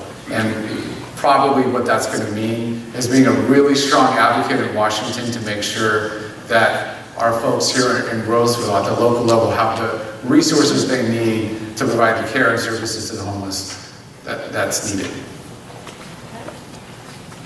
Rochelle, go ahead. Homelessness is a huge problem across our district, and it requires action at all levels of government, including the federal government. At the federal level, it does come down in large part to money. There are things that the federal government has to do, things that the federal government has to fund in order to make sure that not only everybody has a place that they can turn to, not only that we are caring for people across the district, but that we are making sure we have the economic environment, that we have the homes for people so that we can bring business into the district.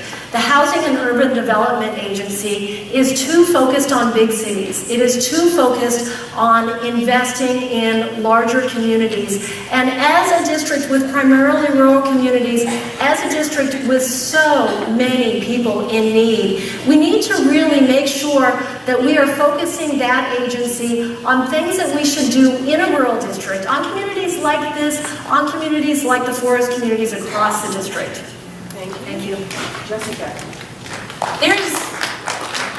There's a real cost to doing nothing about our homeless situation. I was talking to the mayor of Placerville, and she said that they had calculated that it costs the town $35,000 per homeless person per year in terms of hospital stays and police intervention. They invested about $10,000 or $12,000, I think, in a one-year pilot program in a selective graduating program in a little tent city where they helped people try to get into permanent jobs and housing. And she said to me, but it totally failed. And I said, well, why? She said, we only got 10 people into permanent jobs and houses. And I said, out of how many? And she said, 30. And I agree. I said to her, you've just started saving your town $350,000 per year in making a one-time investment in helping these people sustain themselves. At the federal level, we need to start investing in mental health programs so that people have a place to go rather than being on the street. We need to invest in housing, and the federal government should have grants available for all of our towns to find innovative approaches to these problems so that we can solve it permanently.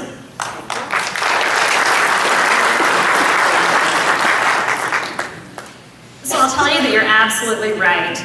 Our campaign has a P.O. box, and it's in the Roseville Post Office on Vernon Street.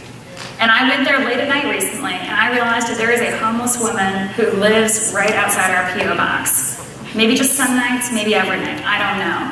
And it made me feel terrible to discover that and to sit there and speak with her because I didn't have good answers to offer her. And I know people here are working the hardest that they can at the local level to address this growing problem. I'm committed to being a partner at the federal level where we can help. How can I do that? Keep our community development block grants that so many important organizations rely on and McClintock wants to cut. Don't cut affordable housing programs, which is in the Trump budget. Instead, we need to be expanding them. As I believe it was Rochelle who said, look at ways that HUD can apply better and work better in suburban and rural areas, not just focus on urban areas. We keep the Affordable Care Act, and we make sure people have access to substance abuse treatment and to mental health services. That would be the trifecta over here. Melissa, it's your turn. And folks, we are running out of time. So if you can make your questions kind of short, that helps us to get more people. Thank you. I'll be as quick as I can. Dave Reardon. I'm from Eldorado Hills. Just today, it became apparent that a small Montana company located in Interior Secretary Ryan's hometown has just signed a $300 million contract to get the lights on in Puerto Rico. At the time of the hurricane, this company had 2 employees. My question to you is, if you are elected, what will you do to prevent apparent conflicts and insider contracts like just happened today? Okay, should we start with Rochelle? I posted about this on Facebook and Twitter this morning because it was so egregious.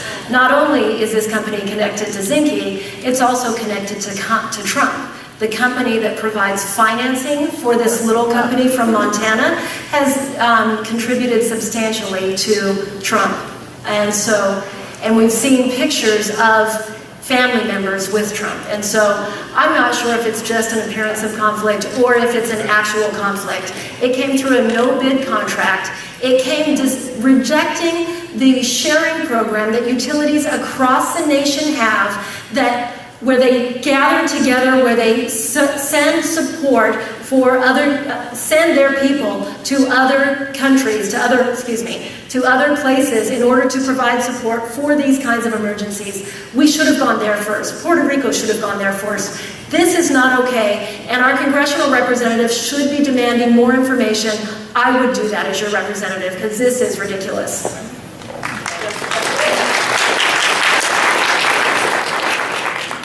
Yeah, I've worked inside of the federal government before. I've worked and partnered with government accountability offices and different inspector general teams because we have these laws in place that prevent this from happening. We need to make sure that our accountability teams are actually staffed up properly to investigate and enforce these rules and standards. And that is something that we as citizens and as a member of Congress, we would be really focused on upholding that standard.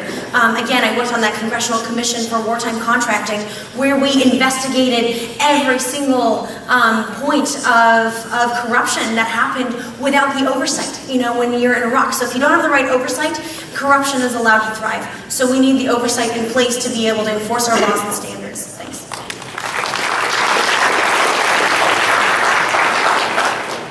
So I would say that accountability in government starts at the top, it requires bipartisan compromise and action, and it requires execution.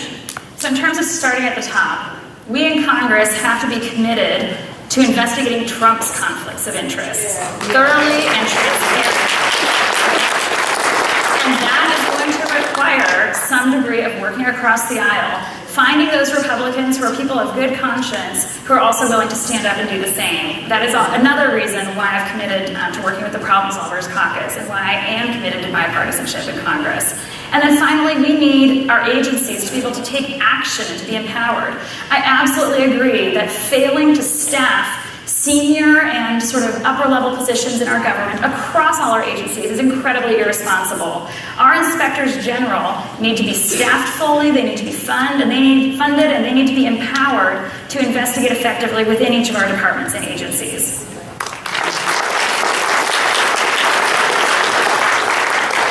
So those of us that have worked in government services, we all know that when the executive branch within any department, whether it's state, federal, or local, when they want something, it's going to get done, regardless of whatever oversight procedures are in place, which is exactly what happened in this situation.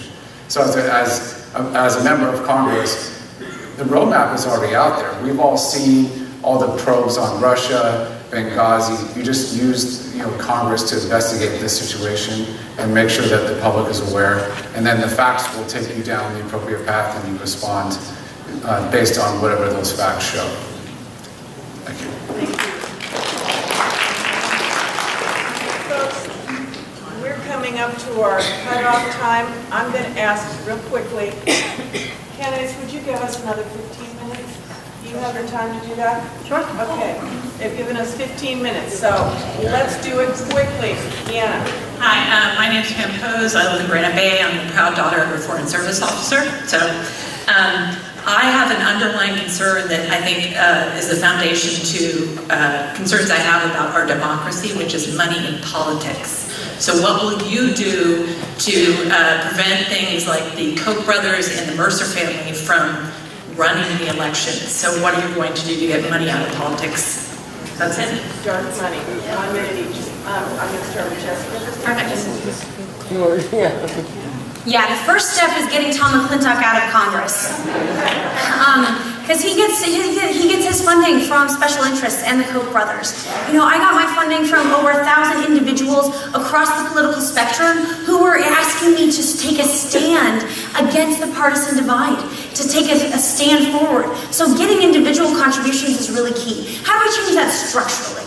I sat down and had a chat with someone from Common Cause to make sure that I understood the nuance. I would love to see us reverse Citizens United or get a constitutional amendment in place to ensure that corporations are not people.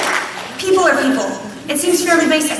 And I love some of these more innovative models that I've seen proposed, which are things like give every citizen a $50 voucher that they can then put into different campaigns, however they choose, and that's the only money that can go into politics. So it's citizen-driven. There are lots of ideas like that, but this is never going to change unless we can get big corporations out and people in.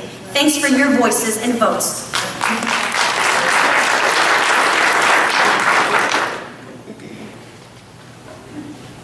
Yeah, so I'm really committed to running a grassroots campaign, and as many of our volunteers and supporters who are here know, the thing I always say that's been the most disturbing about this process has been realizing the role of big money.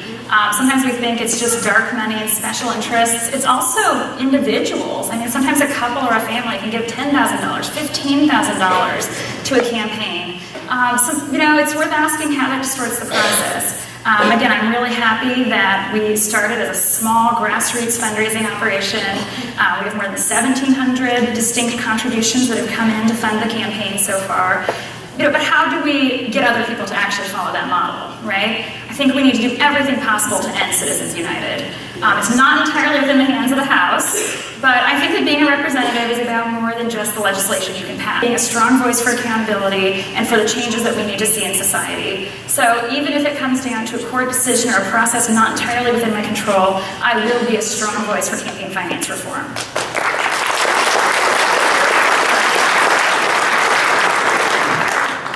So I actually think it's not the right question to ask. I think the right question to ask is, how do we get more truth into politics and government? Right now, we have a situation where every single political official that's elected is not held accountable to the people. So they're free to do whatever they want after they get elected. So what we have to do is we have to introduce truth into the process. Like the example the gentleman shared a moment ago. That's not an elected official, but there's some high-level officials that approved this contract. They need to be held accountable for that. They need to explain to the people why they didn't follow the process that's put in place to ensure fairness and equality. So what we need to do is inject truth into the process, make our elected officials explain why they support certain positions and why they do what they do. Thank you. As a First Amendment attorney, I will make this one of my primary initiatives because I completely agree. Our political system is owned by people with money, and that has to end. Citizens United was a First Amendment decision. The court assumed that there would be disclosure. The court assumed that we would at least know who was financing all of the ads that we see. But we don't have that disclosure. In California, we soon will, because we finally passed an act to require that. But we need it at the federal level. We need absolutely vital. We need to know if the climate science denial is being funded by the Koch brothers. We need to know that kind of information so that we can assess the speaker. But going beyond that, we need a First Amendment lawyer in Congress who will push in every way we can, push in as far as we can go to make sure that we constrain this dark money as much as possible, and I will be that attorney. Thank you. Hi, I'm David from Roseville. Sounds like a 7-step or 12-step introduction. And I'm a political junkie. So my question is just a little bit different. I'm concerned about Trump seems to be playing chicken in the foreign policy area, particularly with Iran and with North Korea. And I'm wondering, if you were a member of Congress, what you might be able to do to bring us some stability in our foreign policy.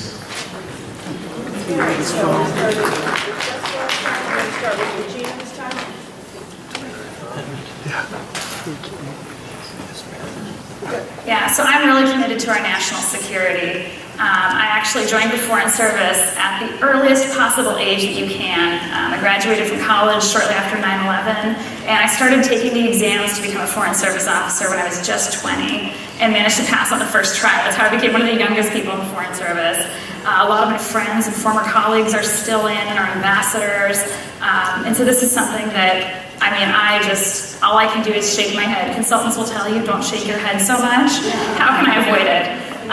On foreign policy, I mean, right now McClintock is completely in the wrong. He actually gave an interview with the Calaveras Enterprise praising Trump's handling of the situation with North Korea.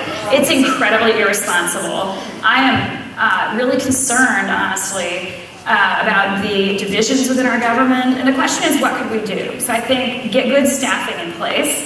But I also think that our representatives in Congress need to send a strong message that American values are still the same and our broader foreign policy is still the same, regardless of who might be in the White House at the moment. Thank you.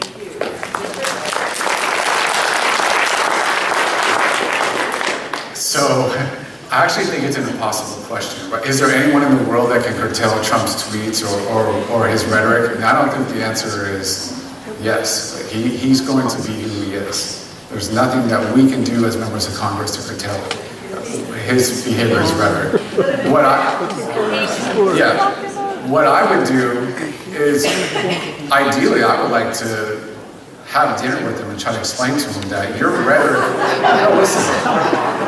right? Your rhetoric has increased the likelihood that conflict will occur. You have placed the men and women in the armed forces in more danger with this game of chicken, as you call it, you're playing.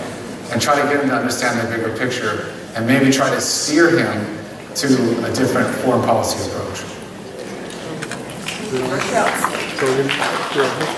Our country is in a place I never expected it to be. And for the immediate future, we will be the country that elected Trump. We will be the country that doesn't stand by its agreements, like Trump is threatening to pull out of NAFTA and to pull out of the Iran deal, which did good, which accomplished what it intended to accomplish. We need to get past Trump, and then we need to recover. And it's going to take a while, but it's going to be a commitment to the policies that have made us the best nation on the world for years. Our State Department does amazing work. And if we had a fully staffed State Department, if we had somebody who respected the experienced people at state, if we had somebody determined to actually solving the problems and not making them worse, we could address these problems. We wouldn't be where we are. We need to look at diplomacy. We need to make sure we have people in a position to advance diplomacy, because that, in the end, is what keeps us safe. Thank you.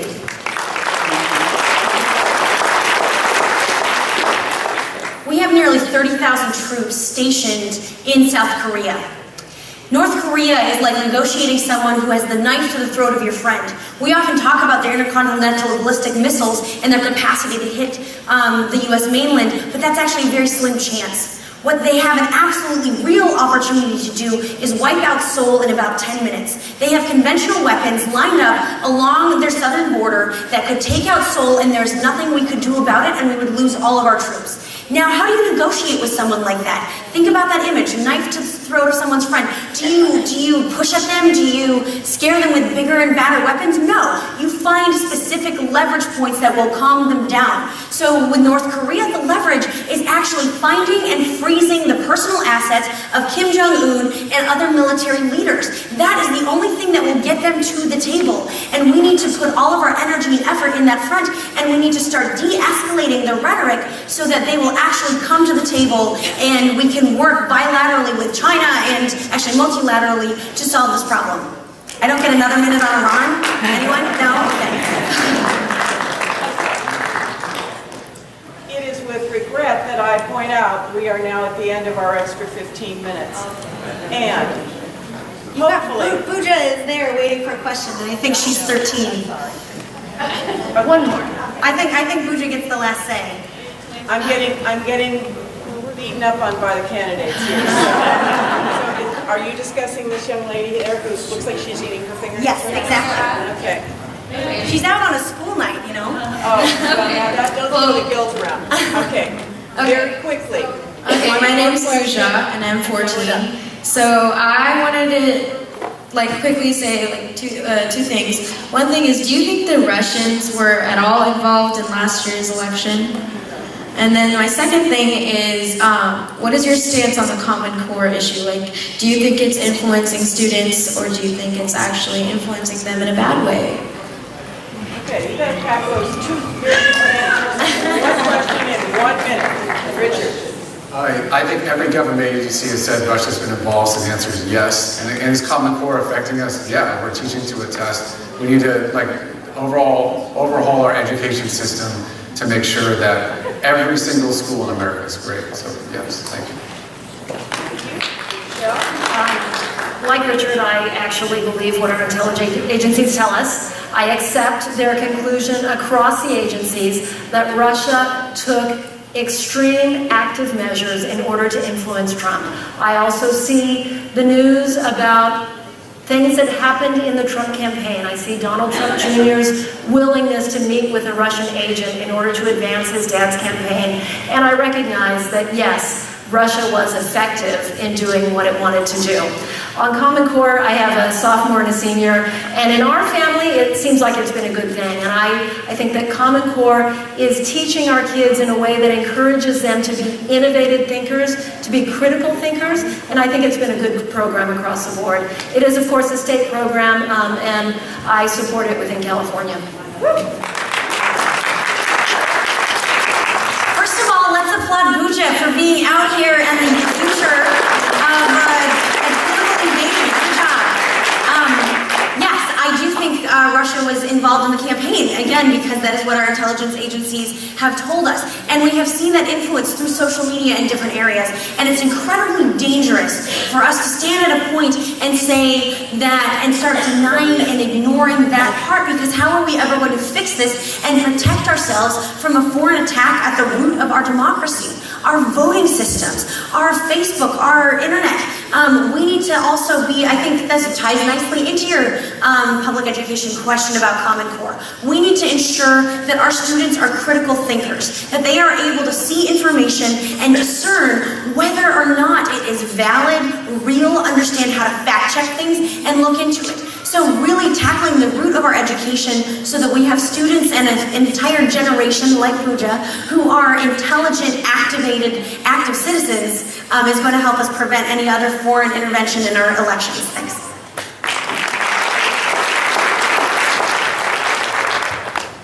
Thank you. So I also wanted to thank you for coming out tonight.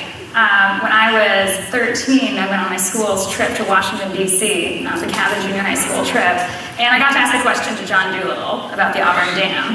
I didn't like the answer, but it was one of the most formative experiences that I've held on to. So thank you for coming and for your questions. On Russia, yes. We don't know the extent yet, but I think it is incredibly important that we have a full bipartisan investigation. I would like to see that modeled on the 9/11 Commission. I mean, when I joined the Foreign Service, I saw how the State Department was using the reports of the 9/11 Commission actually to train new Foreign Service officers, new consular officers, and prevent something similar from happening. And that's why we need a commission modeled on the 9/11 Commission to thoroughly investigate the 2016 election and Russian interference. On education, very quickly, I'll just say that there needs to be a balance between having high standards for all of our schools and having some degree of local flexibility to make sure that parents and local school boards do retain control over what students are learning. Thank you. Thank you very much. My apologies to anyone who didn't get to answer their question. I'm hoping maybe the candidates, you're all available, you're making yourself available in lots of communities, that you'll get the chance to answer and ask those questions somewhere else, or maybe later this evening. Their tables are still back in the room back there. And at this point, I would like to give each one of them 2 minutes. 2 minutes. We're over schedule, guys. Yeah, but they have 3 minutes. Okay, I promised them 3. They're arguing with me. Oh, right. Yes. Okay, yeah. They're obviously good advocates and so there. Okay. I'm going to start with Jessica this time. I think that's where we left off. I don't remember. So, Jessica, wrap it up. Okay. Thank you all so much for coming out tonight and being engaged. You know, I'm a 5th generation Northern Californian. My great-great-grandparents came over on covered wagons and landed in our beautiful foothills, and my family and I still maintain a couple hundred acres of gorgeous forest land today. And I actually still pay my property, my Placer County property taxes on a gold mine that my great-grandfather won in a poker bet. So I grew up just a little bit further down the road in Carmichael, and my mother instilled in me a deep commitment to public service. We would spend our weekends cleaning up rivers and volunteering with our church and with our nursing home, and I learned early on that a service-driven life is a purpose-filled life. And I dedicated my career to the service of my country. This took me all around the world, to Nepal, Ethiopia, Baghdad at the height of the war, working in the halls of Congress on the federal budget, working as the advisor to the 4-star admiral at U.S. Pacific Command. And I learned a lot of things in the service to my country. When I was in Iraq, I was standing side by side with our troops. And I saw firsthand the sacrifices that they and their families were making. And I think it is critical that our members of Congress, who have to decide whether or not our troops go to war, understand the sacrifice that they are asking from the members of our armed services. You know, when I was at U.S. Pacific Command, I was given a really tough task. I was asked by the admiral, by the commander, to try to figure out how to bridge the gap with the U.S.-India defense relationship, because our Navy was doing double time in the Indian Ocean patrolling Somali pirates, and we needed India to step up as a partner. And their defense minister didn't want to work with us, and I wanted to figure out why. So I went to India, and I realized he was an elected official in a community that was anti-American. And I went to that community and I asked, well, what's their political needs? And I discovered they needed job creation, they needed access to energy, and they had an invasive species problem with a plant that might be familiar to some of us here, water hyacinth. And as I came back to Pacific Command, and I thought, I had an idea. I went to our renewable energy team and I said, do you guys have the technology to turn water hyacinth into a biofuel? And they said, why, yes, we do. It's too labor intensive to do it in the US. And I said, great, I'm taking it. And so we stepped up and managed to redraft the US-India defense relationship around renewable energy technology trade. It is these innovative solutions that we need right here in our community. Tom McClintock is somebody who doesn't look for solutions. He only looks for political gain. He stands up only for his party. I stand up for our community. I took an oath when I became a public servant to defend and protect the Constitution of the United States against all enemies, foreign and domestic. And this isn't an oath to protect a political party.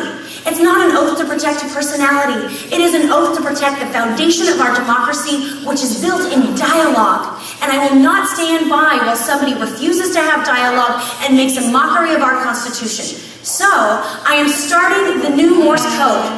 And this is a commitment to having a campaign that is founded on mutual understanding and serving our community, and I'm here to serve you. Thank you.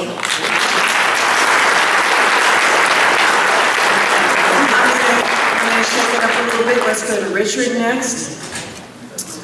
So I want to thank you all very much. As I mentioned to you, like my childhood dream is to become elected official so I can serve the people. And so I feel all my life experience has prepared me and led me to this moment. So I want to thank you for sharing this with me, like I mentioned. This is a special night. I will always remember tonight. So what's my vision for the future? First and foremost, the slogan is, we are one American family. We need to strengthen the American bond so that we can work together to create a better tomorrow for all of us. So what does that mean? Well, how do we create a better tomorrow? One, stopping the violence against women.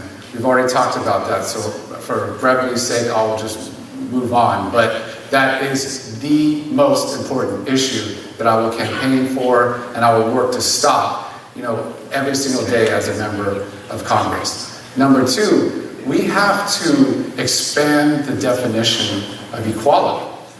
It's not just ending discrimination in all its forms, it's ensuring access to equal services and opportunities. Right now, we live in a world where the working class, and particularly we don't talk about the white working class folks in all the rural communities, they don't get the same help with healthcare that people do if you work for the government, or if you work for a large corporation, or if you're poor. Those people would have to pay up to $2,600 a month for healthcare, whereas a government employee might only have to pay $500. It's not fair. Equal access to services, opportunities as well, right? If you're very poor, you will get grants and get a free college education. If you're working class, there's no help. Your kids don't have access to the same opportunity. It's not fair. And the last point is, it's time to end the war. So it's been 16 years, and we've spent trillions of dollars. We've lost thousands of American lives. And there's no end in sight. We cannot solve the world's problems. Our military is not a foreign police force, and we cannot ask our military families to sacrifice anymore. It's time to end the war, bring the troops home, and reunite those American families. And when we do those things, we will live in a more connected society. Tomorrow will be better for all of us. So please go to voterichardmartin.com. You can learn more about me. You can go to the volunteer page, volunteer to support me in the campaign, and I look forward to working with you all. Thank you so much. Michelle? I never wanted to be a politician. I've been working for 20 years, nearly 20 years, with the same law firm, the law firm I started with when I came out of college, out of law school in 1998. I love my job. I do important work representing journalists and people protecting First Amendment rights. But something changed in November. Something changed for a lot of us. And I am at a point where I cannot sit back and watch this change in our country, watch what is happening in our country, and do nothing. I am at a point, and I believe that we are at a point, where everybody has to do everything they can do to push our country in the right direction. And so I decided, this is what I can do, and this is what I will do. My mom was one of the first women trained to deal poker in Vegas in the very early 1970s, where I was born and raised. Single mom, raising 3 kids with no help from a dad who I didn't know at all. We relied a lot on the government, and the government was there for us, and the government is one of the reasons I am here today. Food stamps, free school lunches, a solid school system that gave me a good public education, an inexpensive university, Nevada, Las Vegas, that gave me a good college degree, got me a full ride to a public university, top 50 law school, where I finished first in my class. I'm here because the government invested in me. I'm here because when I was growing up, that's what government did. We had good education for all students, not in all communities, and we still had problems we had to fix, but we were trying to fix those problems. We had job training programs. We had a way for kids who weren't interested in going to college to find a career that would give them a life for their family. Today, so many of those things are missing. Education is one of the first things that is cut. We don't have the job training programs that we used to have, and as a result, we have a tremendous skills gap. We have so many jobs that are unfilled because we don't invest in people to give them the education, the tools that they need to fill them. I'm here because I am determined to fix that, because I know that we will not be the country we strive to be. We will not be the country we know we can be if we don't first make sure we are investing in people. I'm here because Tom McClintock will not do that, does not do that, and I will. Thank you. And Regina? Thank you all so much for coming tonight. Again, I'm Regina Bateson, and I'm from Roseville. And because of the investments that our community and my family made in me, I've been able to go from our public schools to getting a PhD, from working in food service in Roseville to joining the Foreign Service right after college. And along the way, I also got married to my wonderful husband, Vivek, who's here tonight. And we had 3 kids. I have 3 kids under the age of 5. We have twins. That's how that was possible. I don't recommend it at all. But this is actually a question I get very often. How can you be running for Congress with 3 kids under the age of 5? And I would say, how can I not? On election night in 2016, our 2 little twins were much younger. And as anybody who's a parent or a grandparent knows, infants like to wake up at night. That night they were crying, they insisted on coming out of their cribs, and I was actually sitting on our living room floor holding both of them, really awkwardly, kind of like this, when we realized what was happening in our country. And I looked at them and thought about the world they were going to grow up in, a world where bullying is our model of leadership. And I said, I can't let this stand. I cannot let this happen to my 3 boys. And so I decided to do something. I think a lot of you felt the same way. Some people formed groups, other people have just been writing, have been sending letters to the editor. We're all doing the most that we can. And, you know, I've been lucky in my life and have worked hard, and I'm in a position to launch a serious campaign against Tom McClintock for Congress. So that was my contribution I decided to make, both to our community and to our country. At the local level, Tom McClintock puts his extreme ideology above the needs of our community every time. It doesn't matter if it's a chamber of commerce calling to get help, to get access to small business administration programs they're entitled to, or a business owner who needs assistance. He's not there for us. He refuses to make smart investments that our region needs to grow. And at the national level, so much is at stake. Our democracy and our basic rights are under threat like never before. You know, I've disagreed with a lot of things that Senator Jeff Flake has said and done throughout his career, but his speech today really resonated with me. Some of you might have seen it. And he said, you know, our children are watching. The next generation is going to look back and they're going to say, why didn't you do something? Why didn't you say something? I want to have a good answer. I want to say that I did all that I can, and I know a lot of you do too. So this is what we can do. This race right here is how we can make a real tangible difference in improving all of our lives for the better and in taking back our country and standing up for our shared values. As I said throughout this evening, we have 225 volunteers working on my campaign, and I am so grateful for their help, but we need more help. Please sign up with our volunteers who are here. Go to batesonforcongress.com. You can learn more about me. You can also sign up and join the campaign there. We can do this together. Thank you.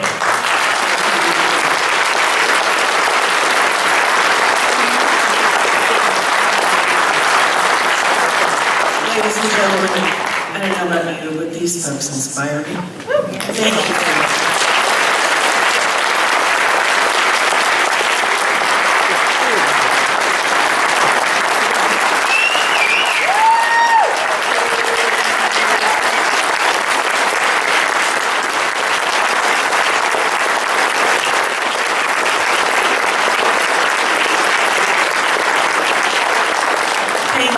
So much.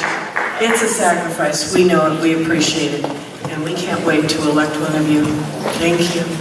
At this point, we hope you'll become an active voter and work in one of their campaigns, but most importantly, please vote at the primary June 5th. I'd like to thank all of the Placer Women Democrats volunteers who are here tonight. They worked really hard. Thanks to all of you, each and every one, especially our time. Please give your evaluations to the folks at the doors. You will use that information. Thank you for your participation and courtesy. I'm going to turn it back to our president, Susan Kutowski. Thank you again. Thank you everyone for being here. If you're as inspired as I am tonight, I'm going to ask you all to do one thing. Have that difficult conversation with a friend, a neighbor, a coworker. Stick your toe in the water. Start the conversation with someone who may be an NPP or Republican. Again, these are our shared values. Thank you again for your time. Good night.